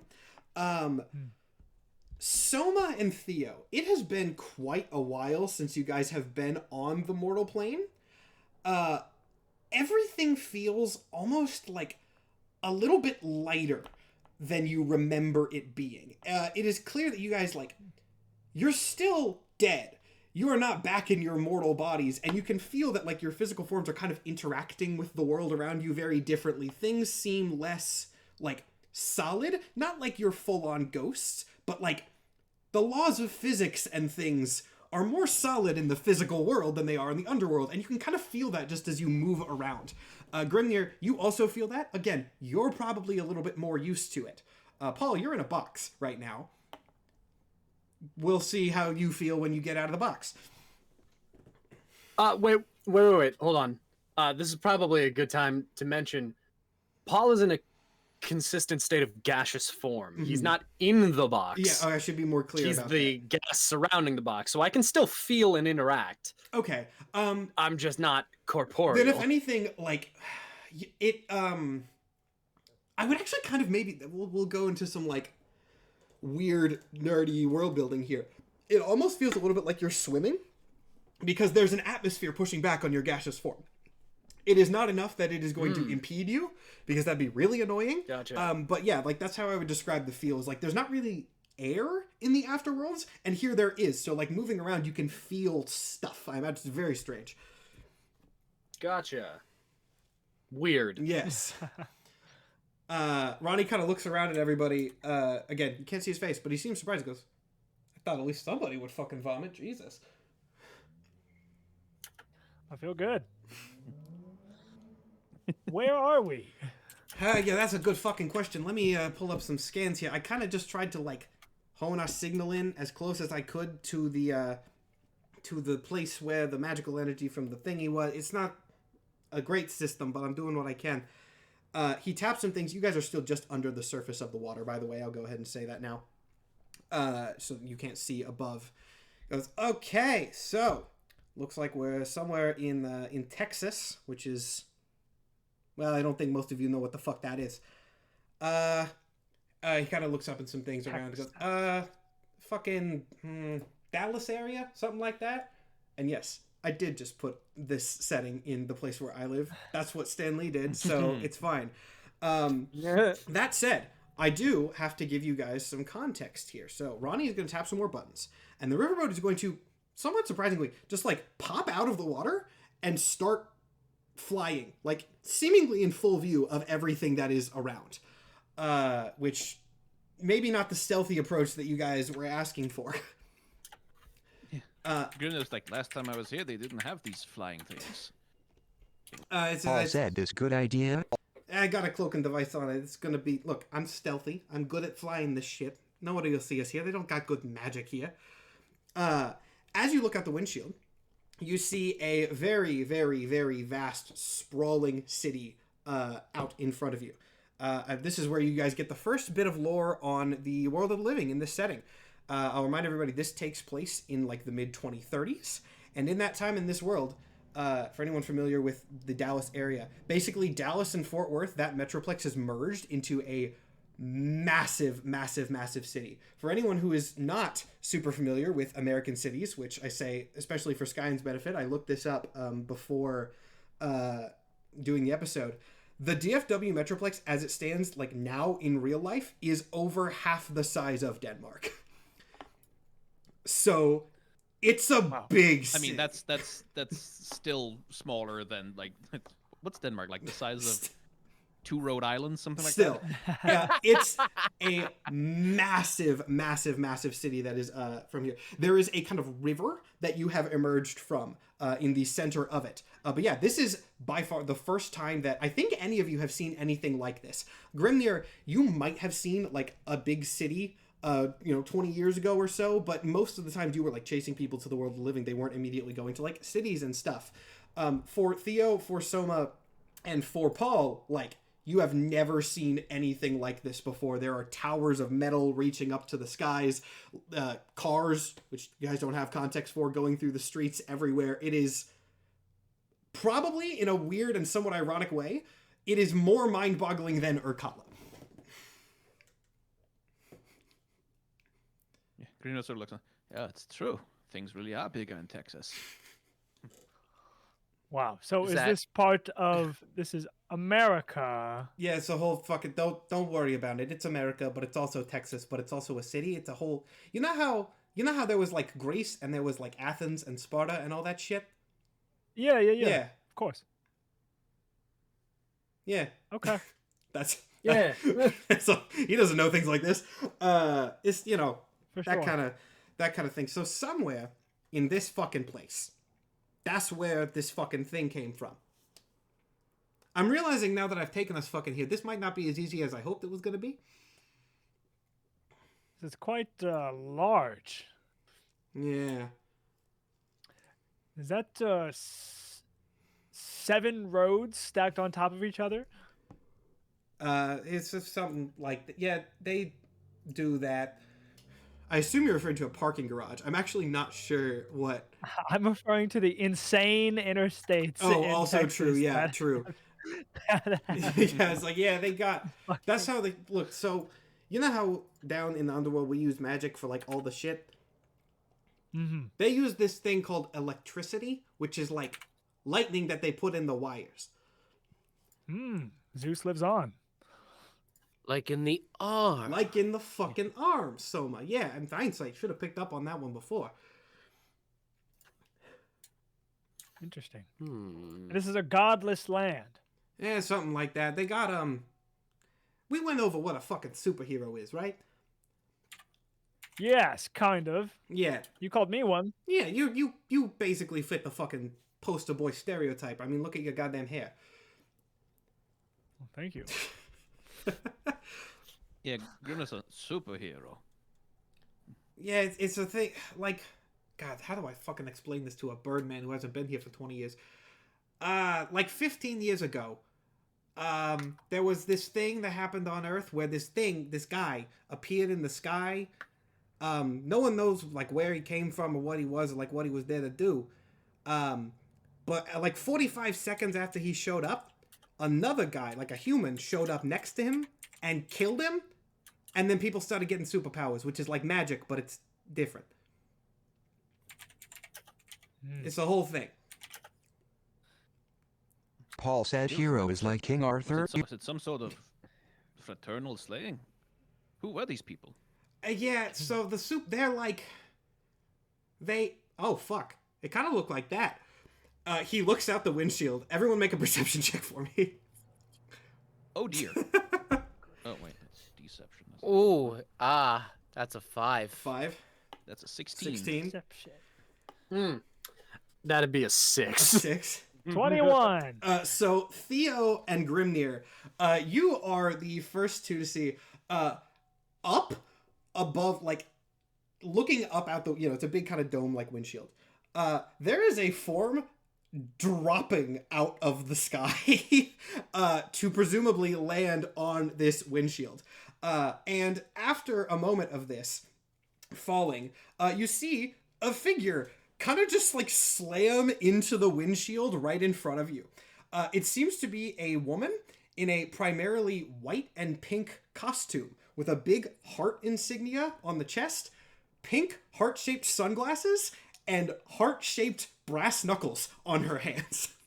And she lands on this windshield, like kind of like catches on like the pane of glass with her brass knuckles and starts like shouting and banging on the windshield inaudibly. Oh.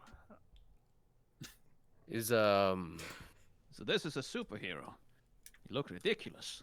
She flips you off Yeah, they from the outside. Saying that like sitting next to a green Yeah. guy and like a dude in ancient Greek armor. I respect the being presentation. a raven with camo pants. She seems to Paul get the said his vibe from your friend. facial expression, and not being able to hear you presumably, and like flips you off and keeps banging on the windshield. After a moment of this, I need everybody else to make me a perception check. Everybody else, so not me and... I'm sorry, shouldn't have said everybody else. I meant, everybody make me a Everybody make perception another? check. That's a 3. Nope, you are 18. pretty intrigued by what's happening outside. 14. Dirty 20. Okay, so then in this case, Soma and Grimnir, you guys, actually, I think Soma sees this. Soma's gonna see this first. Soma, you see like a sort of red aura start glowing from behind all of you. Turn around and see what Yeah. that's about. Yeah, what's the red? What? So, this red aura, after it gets very bright, and then somebody sort of steps out of it. Now, weirdly, this figure that has stepped out of this red aura actually wouldn't look too out of place in Urkala. It is a woman dressed relatively normally, not like a superhero costume, but in very much like goth kind of emo fit. And again, Nothing weird about her costume, but she does have big bat-like wings, very dark red skin, and deer antlers coming out of her forehead. This is very clearly a demon. Oh, good. Well, Soma, you did see this enough to, like, have a first reaction if you want to do anything before this woman speaks.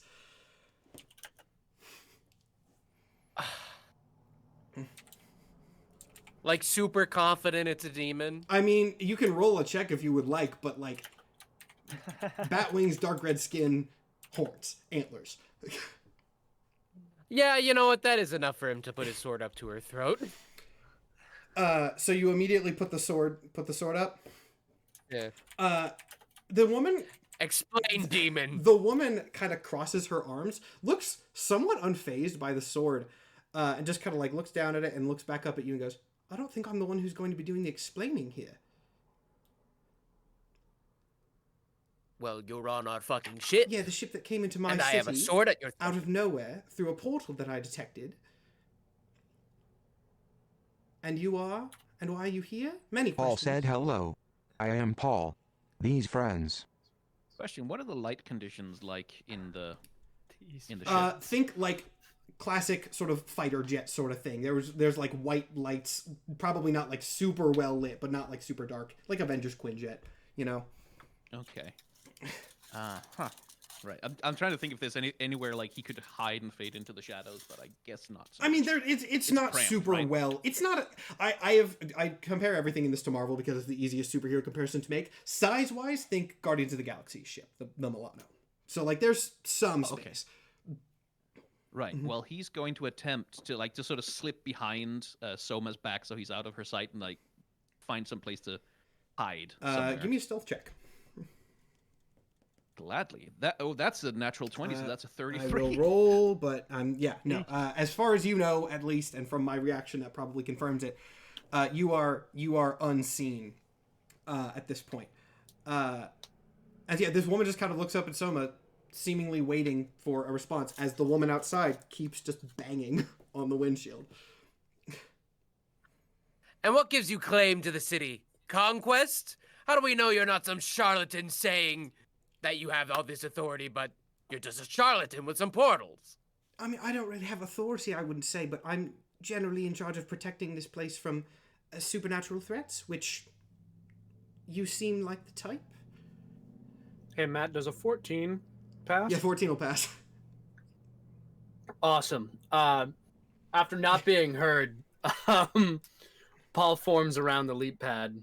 The woman kind of just, she pauses for a second, and then arms still crossed, just kind of points out and goes, see, supernatural threat, that's, yep. We friends. That is not a threat. That is Paul, a ghost with quite the fucking sense of timing. I'm sorry, did you just say it's Paul? I am Paul. These are my friends. His name's Paul, okay. And the rest of you are... D&Dorks. Ronnie, at this point, by the way, is, like, trying to shake the first woman off the ship. Okay, D&Dorks, that sounds Greek, and you look the part. You have a more heroic air about you, I'll give you that. Thank you. So Paul quick was right, we are question, does friends. she have any pockets? Oh God. I would say, no. yeah, sure. Let's say yes. Let's say yes. Okay.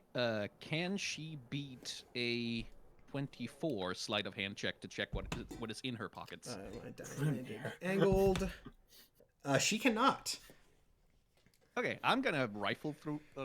Like he'll have like in the midst of the conversation, like Grindel has slipped behind her and like just gently with his soft little feather fingers just poking through her pockets, lifting whatever's in there out of them. Wallet, cell phone, maybe like some tablets with some runes on them and minor magical things. Nothing insane. Okay, Wallet with an ID? He'll grab that and slip back into the shadows and start looking through her wallet. I mean, yeah. Okay, so. Uh, If you look through her wallet, it seems actually, like, notably devoid of stuff. Like, there's not much in there. No ID, No identifying credit card, information. no It's just Social Security, no nope, anything. nothing of that sort. Like so quietly, just like, why would you even carry it then? If we're still doing it directed. I am Soma Kitaro, great conqueror of Greece. Okay, well, this is not Greece. We know. Yeah, we're fucking where? Thanks. We're in America. Hey, Matt, Mhm.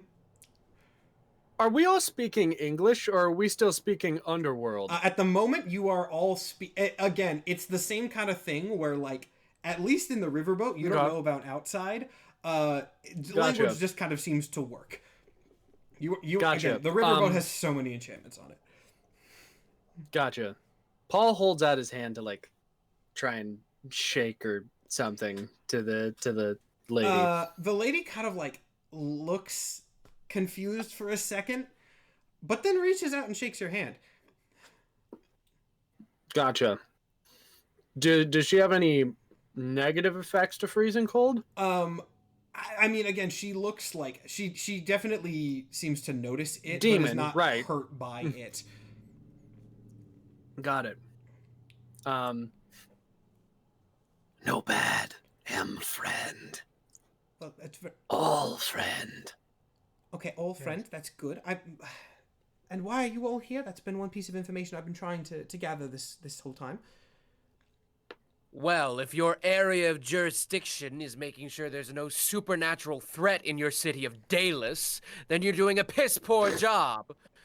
We're here because we tracked the use of some man-made device extracting souls from the underworld. At that, like, she pauses for like a good 20 seconds off that like very big bomb of information just being kind of dropped. Yeah. And then at the moment, Soma's not a fucking gumshoe. no, I did not think Or so. he is a gumshoe. He is not It's an treading underworld. lightly. There's problems in the underworld. Shit's Yeah. getting in and out of it. So many Yeah. things to grapple with at this exact oh no, moment. no. That's that was the response I expected, but it's still in universe a very unexpected response. After God. this, she kind of you see without speaking yet, she waves a hand and another like red aura appears next to her, and you hear just kind of like as this scream sort of manifests, and the woman from outside kind of like thunks in next to her, and then stands up and kind of looks at her and goes, "Fucking took you long enough, Jesus." Hello. I am What Paul. the fuck are His you? friends. Paul. That's Paul. Name's fucking Paul. That's cool. What the shit, dude? She, the first woman, the demon, kind of just we'll explain everything in a moment. I just figured you should hear the explanation. These people claim that they're from the underworld. I'm not sure which one. They didn't clarify. But they all seem very eclectic in nature. The underworld is kind of a mix of all of them. No, I'm a demon. I'm well aware of that. But where did you come from? Well, we flew out of your Kala. Oh, that would explain it. Okay. Well, I'm still a little concerned about all this, but I suppose introductions should be mutual. My name is Andromalius. You may call me Andy if you like. I know it's a long name. Andy. All right. And, you? The other woman just kind of flashes a peace sign, goes, "Call me Heartbeat." No. Heartbeat have What's your pockets? name? Heartbeat does not have pockets, by the way. She that's is the wearing Premier like isn't interested. superhero suit. I need to get someone to design her suit because I know what it looks like, but she's wearing a superhero suit. Yeah. And Soma, she just kind of looks at Soma and is like, "Dude, secret identities, learn them. It's a thing here." Secret. So nobody knows your real name. Oh no, I mean like some people do. She does, because it'd be weird if she didn't. But like you guys, I don't know who you guys are. He just told me his name was Paul, which is still like wild. When he hears secret identity, his head turns to the side a unnatural amount, like almost 90 degrees, and just secret. I hate everything that's going on right now. It's so creepy. and I'm dating a demon, so like that says so much. Well, we have a major issue where souls are being stolen by something here. Heartbeat kind of like looks at you. She sort of pulls her glasses down her face a little bit and just kind of squints at you, and then turns to Andy and goes, I mean, he's telling the truth. At least he thinks he is. Why is my body tingling? What did you do to me? Huh? Oh no, I didn't do anything. It's a whole. It's complicated, but I can like sing up later time for explaining that. I think. All right. Paul mimics what she just did in terms of motion, obviously not understanding what Doesn't just have happened. glasses, but still does. Yeah, just truth. Truth. Yes, I tend to speak it. It usually wields the best results the fastest. Andy kind of just like puts her head in her hands. It's like, okay, we need to move a little bit. This is a lot of information at once coming in. First off, would you mind taking the large ship down out of the sky? I know it's cloaked, but Heartbeat was able to detect it. So, your pilot, who's been very silent this whole time, Ghost friend, no like you. Ronnie kind of just like Ronnie flips the newcomers off, but then without turning around, like, fuck it, where do you want me to go if you want me to touch down? Jesus, I was hoping we could get away with like a fucking hour before you people got involved. You people? Yeah, it's the fucking superheroes, dude. I mean, look at what the pink one's wearing. Oh. This is a hero in the modern age. Hero. There's a fuck ton of them, dude. They all look different. It's a whole fucking thing. Wow. At this point, Andy kind of just like walks past you guys over to Ronnie and like starts talking to him, giving presumably coordinates to somewhere. You do not know where exactly. But Out of interest, what is on her phone's lock screen? oh, on her phone's lock screen. I mean, I didn't have that determined, but I'll give you sure, I can do a little lore drop for that. On her phone's lock screen is also there's police sirens going by outside. We'll say that's diegetic and there's crime happening in Superhero City. But we'll do a lore drop. We'll say it is seemingly Heartbeat not wearing a superhero costume, and then a human woman who does bear resemblance to Andy but is not a demon. You know, like Andy without the demon features. It is both of them. Hey, Matt, I have a question for you that you might. I'm gonna leave this in your hands. Obviously, I have the ability to possess technology. Mhm. Can I possess the phone and try and unlock it? You can. It's gonna be some rolls.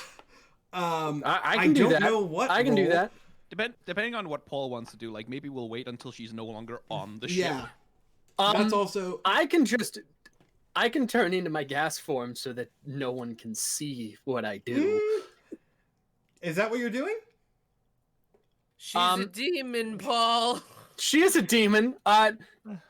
Paul's not all there. Paul's gonna turn and see Grimnir and like go head turn again and then disambiguate and try and float over to him.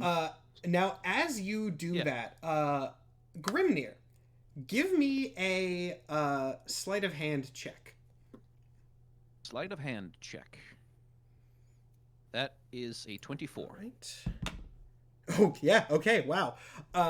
So as Paul starts kind of like swooping over, Heartbeat like just walks over to you and snatches the phone out of your hand. Fully like no doubt that you were there at all. Notably.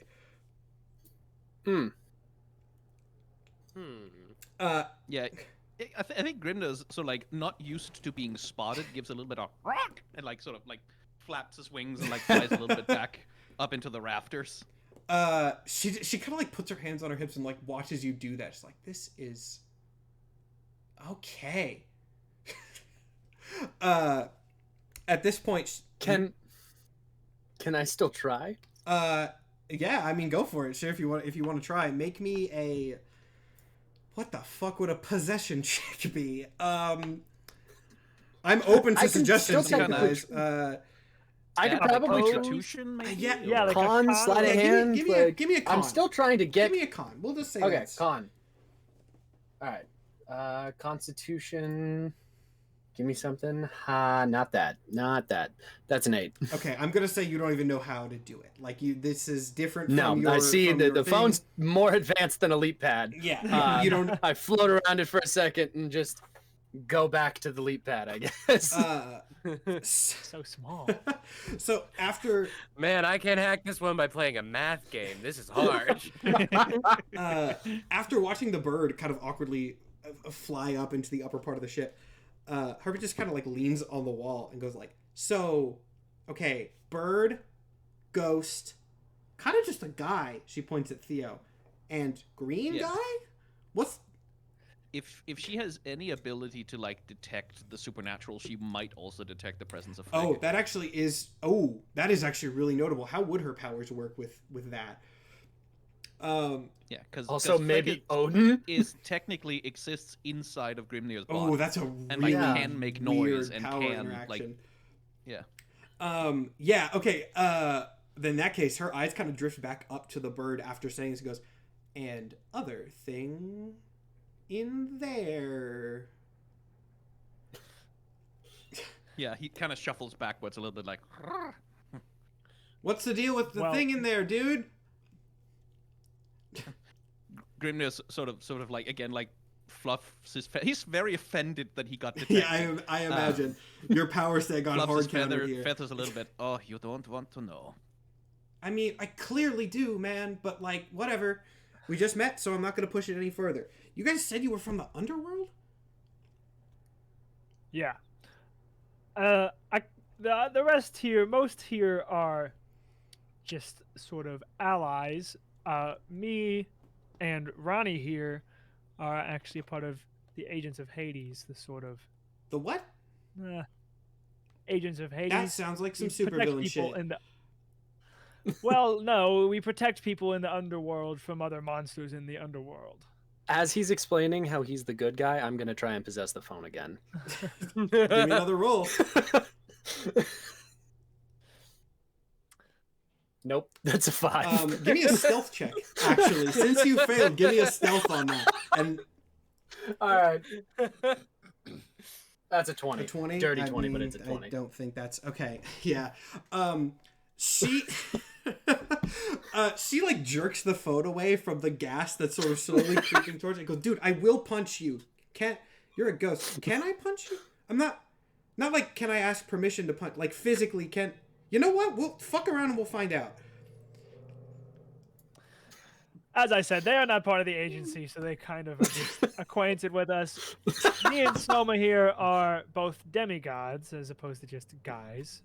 Oh, don't pull rank as the more legitimate authority. The Agents of Hades are in the shits right now in terms of public relations, let me tell you. They have been letting down the people of Irkala. I serve as a personal guard under the watch of Ereshkigal, the reigning deity of Irkala.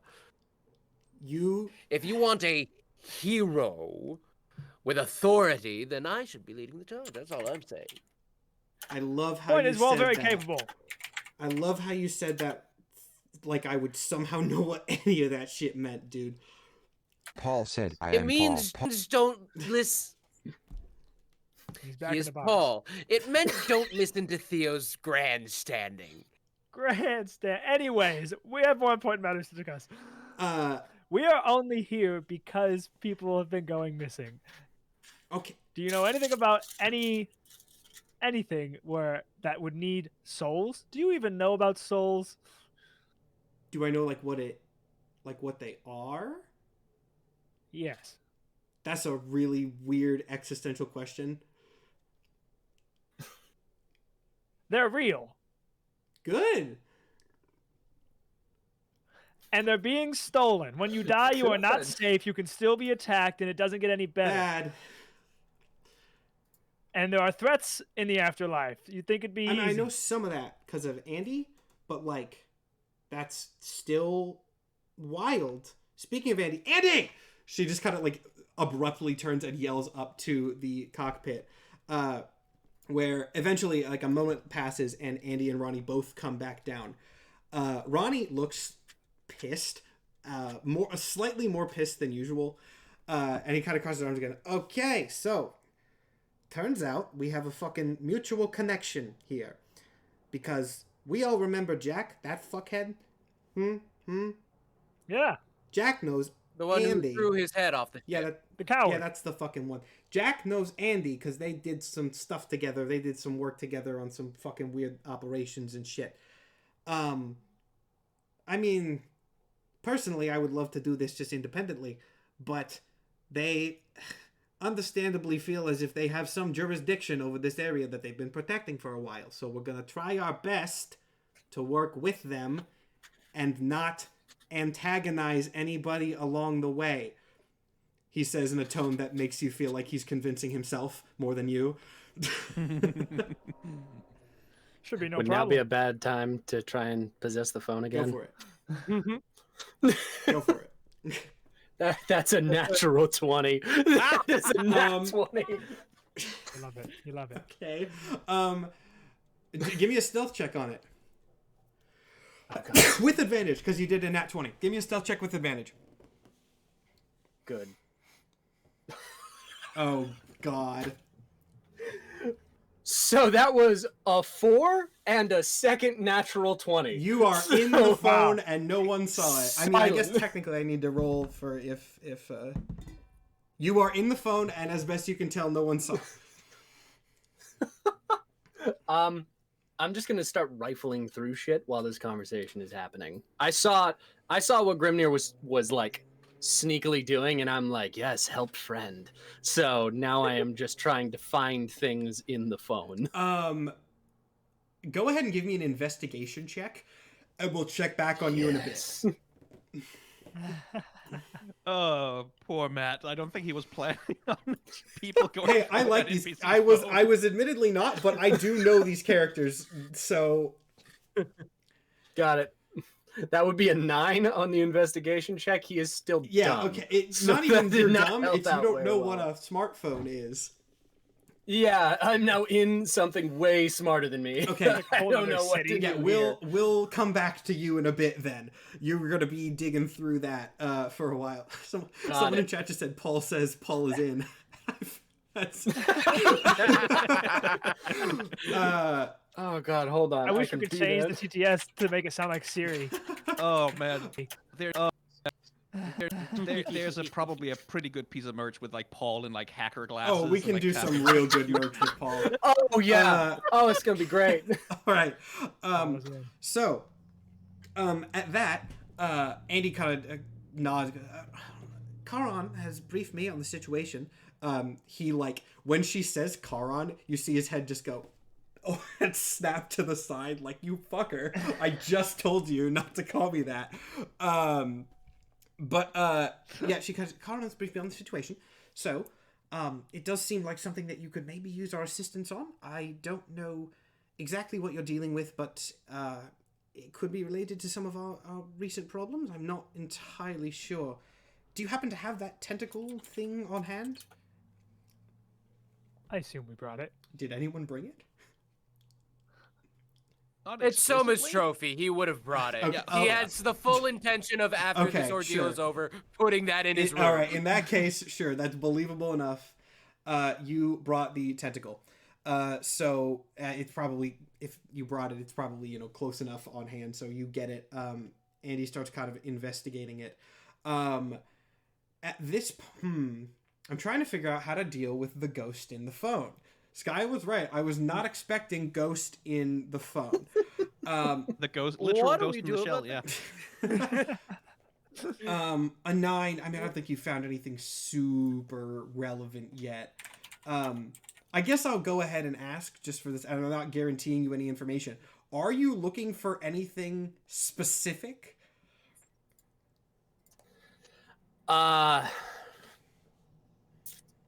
I'm Paul was very fascinated by the idea of a secret identity.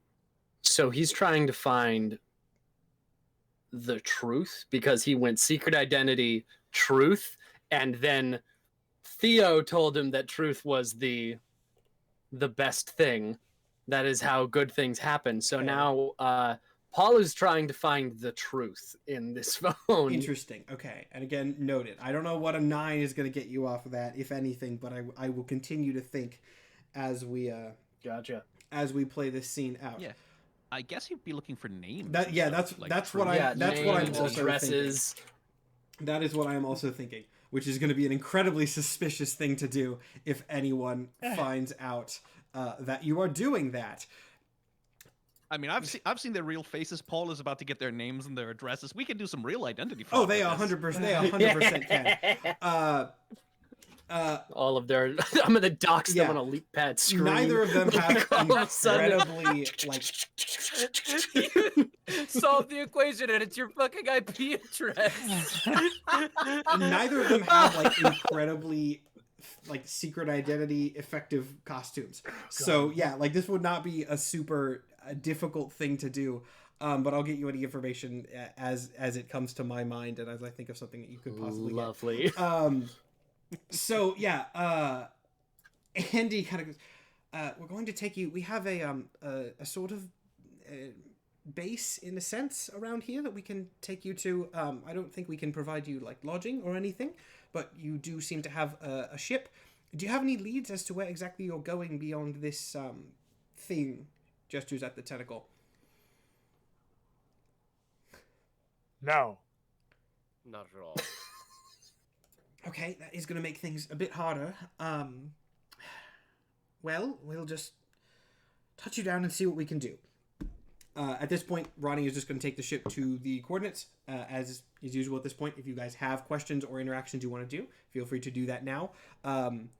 I don't think a 9... I've thought about... I don't think a 9 is going to get you anything incredibly noteworthy here. This phone is probably magically protected in some capacity because it belongs to a demon, so I don't think a 9 is going to get you anything really of note, especially since you've never seen a smartphone before. Got it. Not even like usernames, the name on the phone, any of that.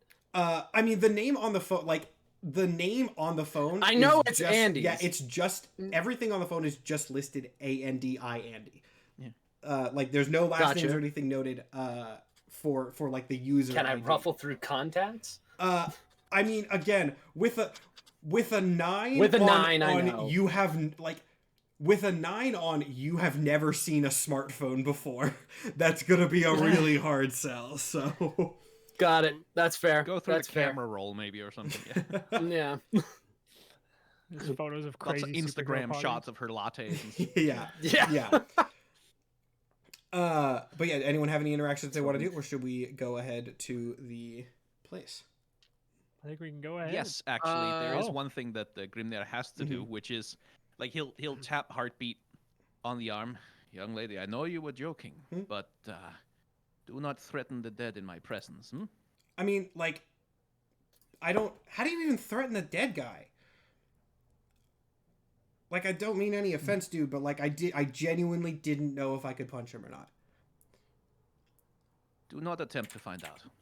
She squints at you again. It's like, what the fuck is your deal? Not, like, personally, but, like, I see you've got a thing in you. That sounded weird, but I think you know what I meant.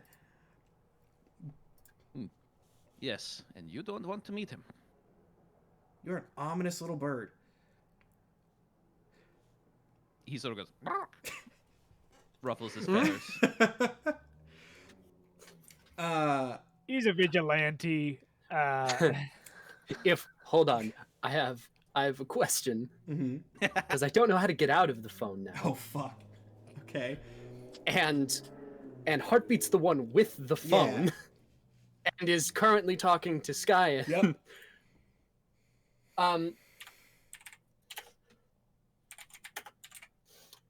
Uh-oh. Okay. Paul said, "What do now, bird?" Coming out of the phone in, like, man, the TikTok I know. voice. Yeah. What do now, bird? She throws the phone. I know this character. She throws it. She just chunks that thing as fast as she possibly can. Let me roll. Okay. Andy got a nat 20 dex save to catch it. Thank God. God. Andy grabs the phone very easily. And just she kind of looks at Harvey and is like, why the hell did you... What the fuck? Make me a Constitution save.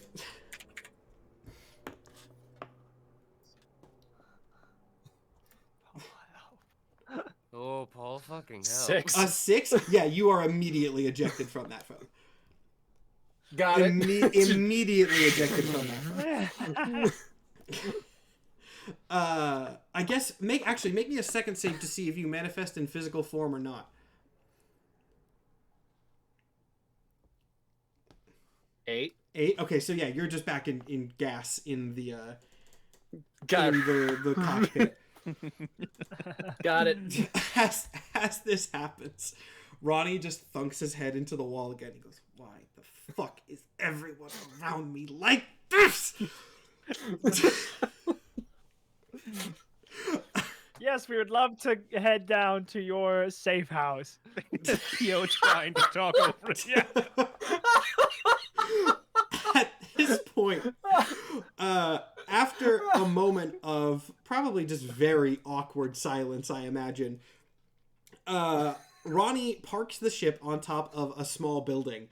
And, like, Andy just kind of leads you guys out into sort of what seems to be, not that you guys would have a lot of frame of reference for this, though Grimnir probably would. Just like an apartment building. Oh yeah, we've seen those in Arcala. True, it looks a little bit different, but it's the same kind of thing. Notably, once you get off the ship, it is kind of hard to see it. It is still cloaked. You can see like a shimmer of where it is since you're right next to it, but it is not very obvious on top of this. And Andy leads you all in. Notably, like you see Heartbeat actually go ahead and like peek around corners and stuff to see if there is anybody else there as they lead you to what seems to just be a regular apartment. And there is no one around, so in you go. You are now in like a tiny ass apartment that seems less like a superhero headquarters and more a place where people live.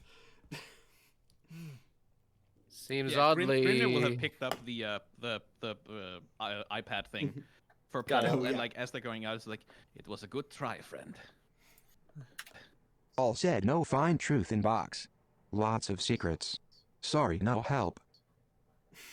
Oh no, I think you may be helpful yet. So when you guys So this place is oddly civilian for a base of operations. No. we're not rich, dude. I don't know what your deal is. I mean, you're not even wearing a shirt. Oh, we want to talk about what people are wearing. Am I? Wait, who is talking right now? Heartbeat. Actually. Easy thing, Andy's British. That's the Okay. easiest marker, I would say. Oh, we want to talk about what people are wearing. Fucking hearts everywhere. Are those even effective weapons? Pointing at the brass knuckles. Oh boy.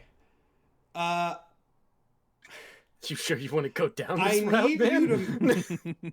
I'm gonna need you to make a. I think this would be a charisma save. Charisma. Yeah, save, this okay. is not. Soma's gonna learn what a broken cheekbone feels like real quick. Ah, that was a 2 on the dice. Okay. 2 for charisma. So So Heartbeat gives you the biggest shit-eating grin, and weirdly, like raises her own fist and almost drives her own brass knuckles directly into her own face, but stops like an inch beforehand.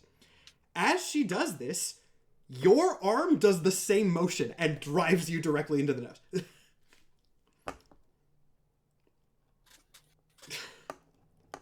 nose. I think it was Grim that asked this earlier about like how her powers work. She goes like, I can like sit. It's. Do you guys know what like synesthesia is? There's a. Grim is laughing. Grim is laughing his ass off seeing that happen. There's a thing where like sometimes people get this thing where if they see people like moving or feeling something, they can like mimic it. It's like mirror touch synesthesia. I have that, but like a lot more, and I can like sync people. It's how I saw you, because I can like synchronize shit. Paul said, "Green friend, find out." Green. Oh yeah, Grim is just laughing like ah. What a great Well, power. Well, the weapon didn't technically do that. You want me to punch you with it too? At No, this point, thanks. Andy kind of steps in and like puts her hand on her shoulder. Like, no, not this. We're not doing this again. We did this last time, and that caused problems for everybody. So, everyone just come, sit here. We can discuss this like rational people, or birds, or ghosts. Paul So- said, "Green friend, good clown." Green. You better fucking pray I don't learn what this clown is while we're here. You better fucking pray, the lot of you. So, who do you work for? We don't really work for anyone. It's sort of an independent thing up here. I know you came from Akala, so you're probably from the agency. Yes, is that? Karan was short on the Yes, well- details. Well, me and Ronnie, who you call Karan, are kind of all that's left of the agency. About 6 months ago, we got attacked by a bunch of angels. I don't know if you're familiar with the name Uriel. Oh, well, that's... If that is the case, I'm sorry, that's... She kind of glances over at Heartbeat, who again looks at you and just kind of nods as if to say, like, yep, he's telling the truth again. At which point, Andy just kind of nods again. Just, I'm sorry, that must have been difficult.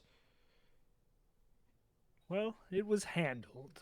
But now we have a new issue, as I said a few times, where souls are disappearing and presumably being brought to the mortal plane. Now, we have no idea why. We don't even know if it's here in Texas. At this point, Ronnie Riz is somewhere around here. I'm not that fucking bad at tracking shit. All right, well, keep me in the loop next time. He flips you off again. It is a miracle you two have worked together for this long. Yeah, they're and then amazingly, Theo is someone that Ronnie as close to likes as he gets. So, but yeah, Andy kind of lounges and goes, well, at least I specifically am pretty experienced with supernatural things on the mortal plane, as you can probably guess from, well, the fact that I'm a demon. But we can begin tracking things if you have something that we can attempt to triangulate with that tentacle that we brought. I can cast some spells on it, and we can see if we've been able to find anything. That would be fantastic. She takes the tentacle and kind of goes over to... It's like the kitchen, basically. That seems to also be their sort of very impromptu, shitty, like, lab. And starts doing some things on it. Yeah, Grimner will follow, and sort of like he'll ask questions about like the portal that we saw ripping out of the sky down there. He'll sort of describe what it looked like and what it felt like, and try and see if she knows any kind of magic that would do that. So, I actually need you to tell me what you describe, because the specific description might change things. Yeah, I mean, he describes specifically like the color, the shape, the size of like the portal, and the fact that when his like he doesn't necessarily tell her about the wolf form, but like that he was unable to pass back through it, even though the arm was moving freely back and forth. Weirdly, the thing that Andy sort of locks onto more is something I didn't know that you were going to say. I was wondering if you were not, but you did, which is the color. The color is actually probably unexpectedly the most notable thing. And he goes, you said it was a sort of greenish. By any chance, does it look like she reaches around for her phone, which she does have back, and you see her pulling up something. She pulls up something on her phone, zooms in, to like she types something in, zooms in very close on it, and then holds the screen up to you, and it's just a solid color. She goes, "Was it this color by any chance?" And it is. It is the exact same down to the shade color. Yeah, Grimner like nods. She sighs and pauses and goes, "Well, that confirms some things. I don't think you would know this name. You're from the underworld, yes? Yes, I come up here sometimes on business. Yeah, the accent sounds Norse and you're a raven, so I assume there's connection to Odin. I don't think there's any... Well, I mean... Like, and again, like that monotone, like as though he's rattling off a thing that he has to say. I am a servant of the All-Father, condemned for 2,000 years to act as the guardian of the dead in the mortal world. Is that a sort of pre-programmed response? I must recite my oath whenever I'm asked. Heartbeat. It's very annoying. Please don't Heartbeat ask. yells from the other room, "Dude, what are you?" And again, like against the, I am charged by the All-Father for 2,000 years to act as his grim on the mortal plane, protector of the dead, and defender of the dead spirits of the world. After the spiel is done for the second time, you hear her start to say, like, "I didn't quite catch that, could you?" And she gets cut off by Andrew's going, "Darling, we don't need to do this now."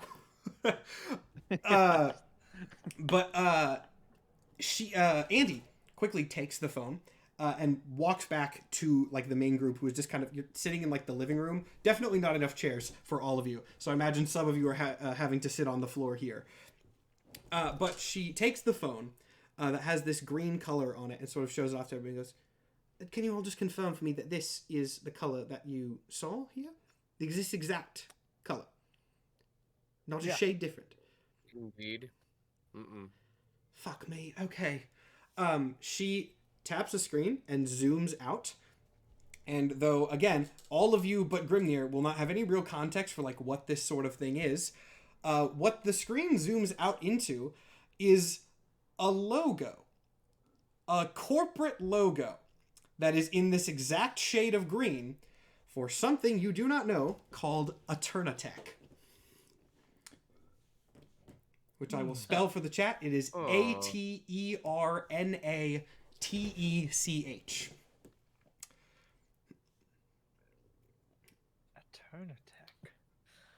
And what kind of agency is this? It's not really an agency per se. Do you have corporations in the underworld at the moment? I don't believe you do, but it's been a while since I've been back. I don't think we do. We have gambling bars. Corporation is like a company made of companies, made of companies.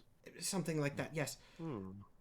We've been vaguely suspicious of AternTech for a while now, but this sort of confirmed, this specific color, they have a lot of, it sounds weird to say they have legal protections on a color, but it does happen, and it seems awfully coincidental that this machine would manifest in the exact same way. So, but none of you have any connection with this. Why would AternTech need souls? At this point, she kind of turns to Heartbeat, who just sort of like shrugs, like, "I don't know either." Well, I suppose if you need an investigation, that might be a good place to start. Their headquarters is only a short ways from here. Most definitely. You don't seem particularly suited to infiltration or investigation, given the looks of you, except maybe the ghost. Grimnir sort of like cocks his head and then turns into her. I stand corrected. As for one of you, please don't do that. That's very unsettling. Heartbeat kind of squints at you, as yeah. I mean, she just sort of squints. It is at a you. simple illusion. Like it has no physical components, so she can see that through. Oh that yeah, easily, yeah, I very imagine. very easily she can see through that. But yeah, so, okay, so that's well, that's you, and then the ghost can go anywhere. The H.A.D.E.S, was it? You look like you could pass. You look like Ganondorf. green one.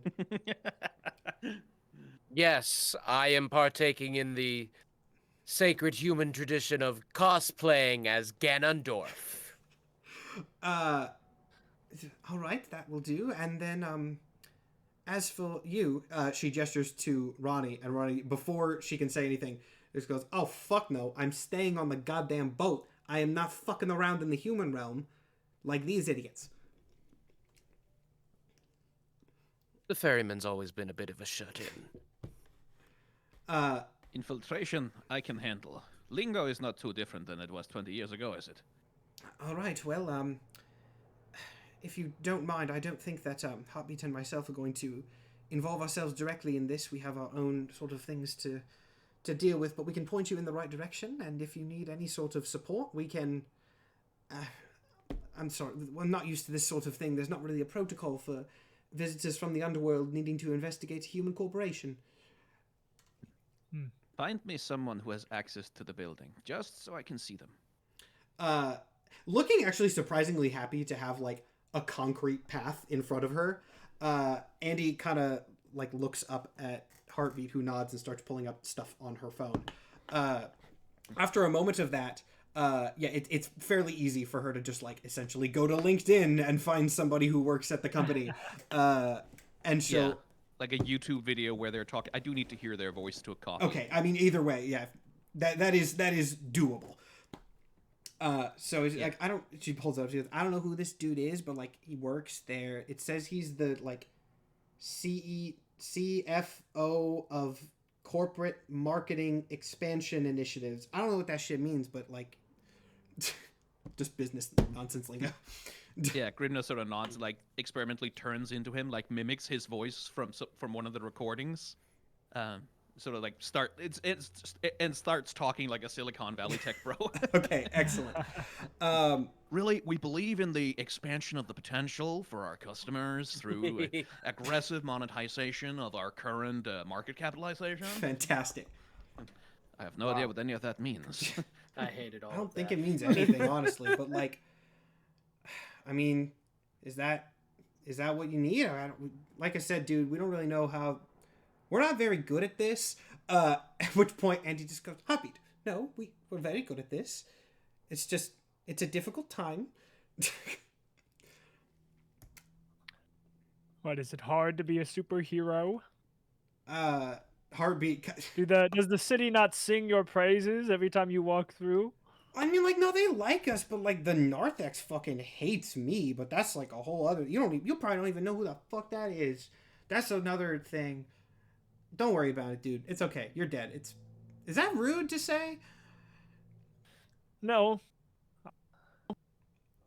Okay, cool. Yeah, at this point, Andy and Heartbeat seem like kind of notably at a loss as to what exactly to do here. So I will go ahead and toss it over to you guys. We're obviously getting close to the end of this episode because we're over 4 hours. But at the very least, I want to establish what you guys are going to go do next. Do you want to head right there? Do you want to try to get any other information? Again, this is sort of an investigative thing, so the ball is in your court as to where exactly you want to move.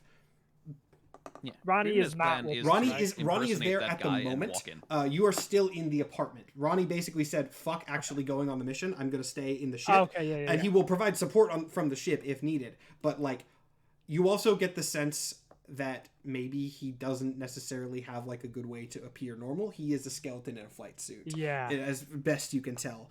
I heard something else that I accidentally talked over. What were you saying, Skyen? Grimnia is fully intending, like, even if he has to go in alone, he's fully intending to simply just impersonate this guy and try to walk in, see what he can find out. All right, sick. So basically everyone wants to go now. Is the question? There is enough time. There is enough time in the day. I will say that you can go now. I suppose I should get civilian clothes of some kind. I should just walk around in my H.A.D.E.S garb. Yeah, that. But I mean, if I'm going to be walking next to Ganondorf anyways, really how far... And again, like I said... Get a Link costume. You have the blonde hair. Do it. That actually, yeah. Oh, that's really smart. I also do want to point out very much, like, this is an investigation thing. The guys, the way that you go about this will fully affect the story. So, I'm saying, like, do you want to go now? But, like, you can think about strategic moves. I don't see any reason for me to dress normal if we have Ganondorf. So I might as well. Who is this Link? Uh, I this is your mission. Balls in your court. If, No if, DM we, votes. if we have, listen. We need to, if we are going to strategize, we will need to be realistic. I frankly was under the assumption that I would not be going right in. And you do not necessarily have Right. to. Again, I'm being super open-ended because this is a very open-ended decision for you guys.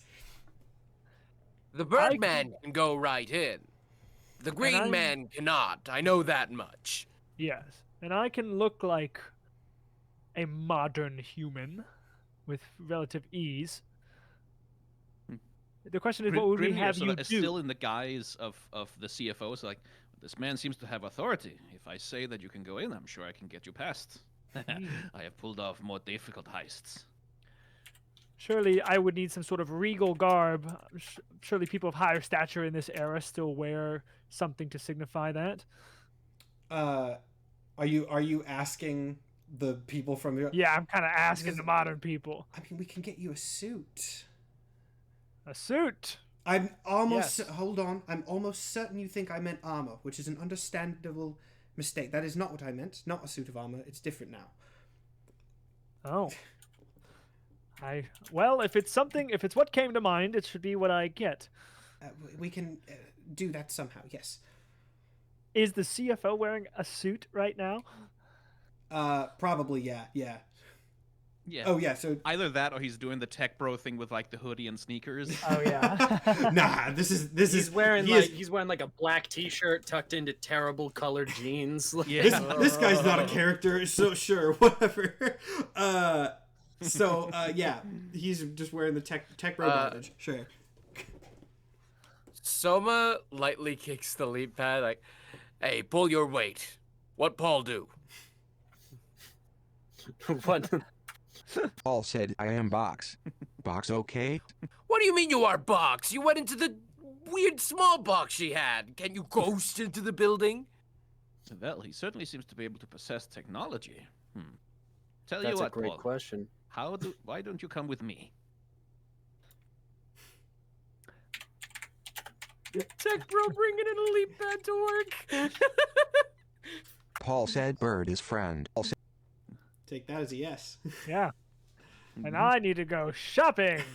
The CFO's gonna be walking in holding a leap pad like an iPad walking in. Can I get brought up to the top office, please? Yeah. All right, let's see. For the sake of time, I don't think we can play out Theo buys a suit. Tragically, I'm so sad for the audience. I don't think we can play out Theo buys a suit. But this what I will, Patreon skit. Patreon exclusive. what I will allow, Patreon Theo, skit. what kind of suit are you? Describe the suit you're buying Oh man. or getting. I mean, you don't really have like. Please be. He completely loves nonsensical. gold, right? Oh Lord. Well, okay. The very important question is: anybody gonna help him shop? You are going to Any have mo- to ask, and I'm just going to go ahead and tell you from the if you want someone from this place, and think carefully about who you ask because you will have very different outcomes depending on which of the two. I would ask the demon. Yes, probably the better call in help. this case. To help me Andy will be a shop. little bit more serious about it. Heartbeat would intentionally put you in something terrible because Oh, it's funny. 100%. Their entire vibe that I'm going for, you guys, I don't know if you guys have seen that like meme template where it's the person just like standing there exasperated with like the leash going to the leash backpack and then the other one just like Yeah, feral yeah. on the ground. That is the dynamic that I have intended for them. But yeah, so with Andy's help, you are able to get we'll call it a reasonable suit. It can still be weird if you want it, but it is believable as It'll be a reasonable suit. I think it'll have like the pocket square and the tie are like gold. Okay, all right, very classy. Very very accented to his Greek wear. So, we know what Grimnir's doing. We know what Paul is doing.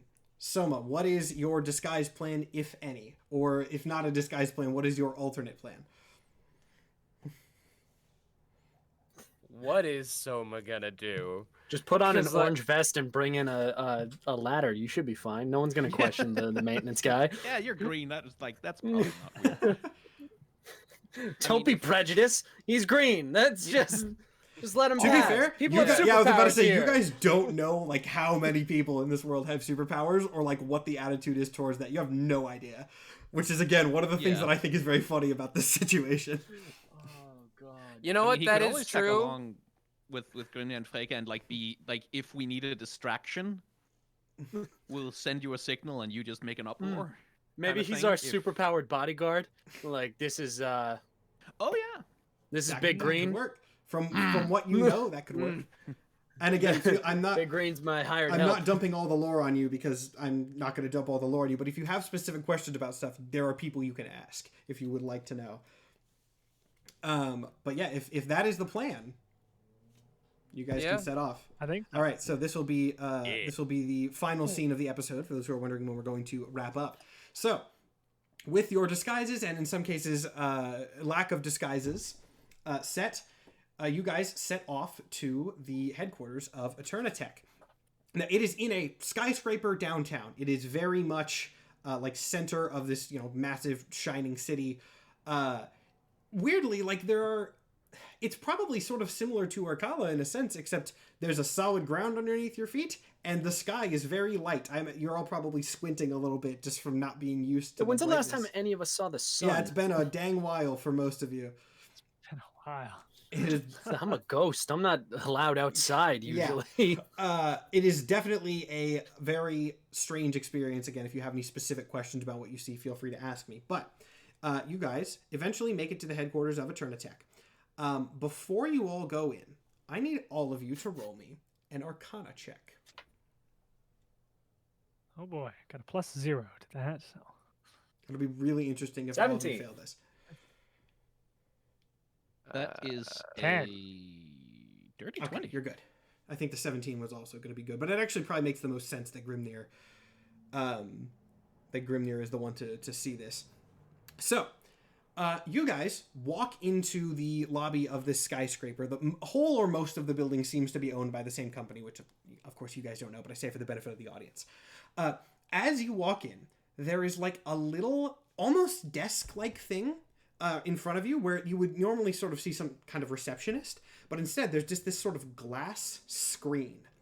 And as you approach, this glass screen automatically lights up with a figure of a woman, seemingly some sort of receptionist, but obviously not a real person. This is essentially some sort of like AI automated receptionist thing, which immediately gives you an idea of the kind of tech that AternTech dabbles in.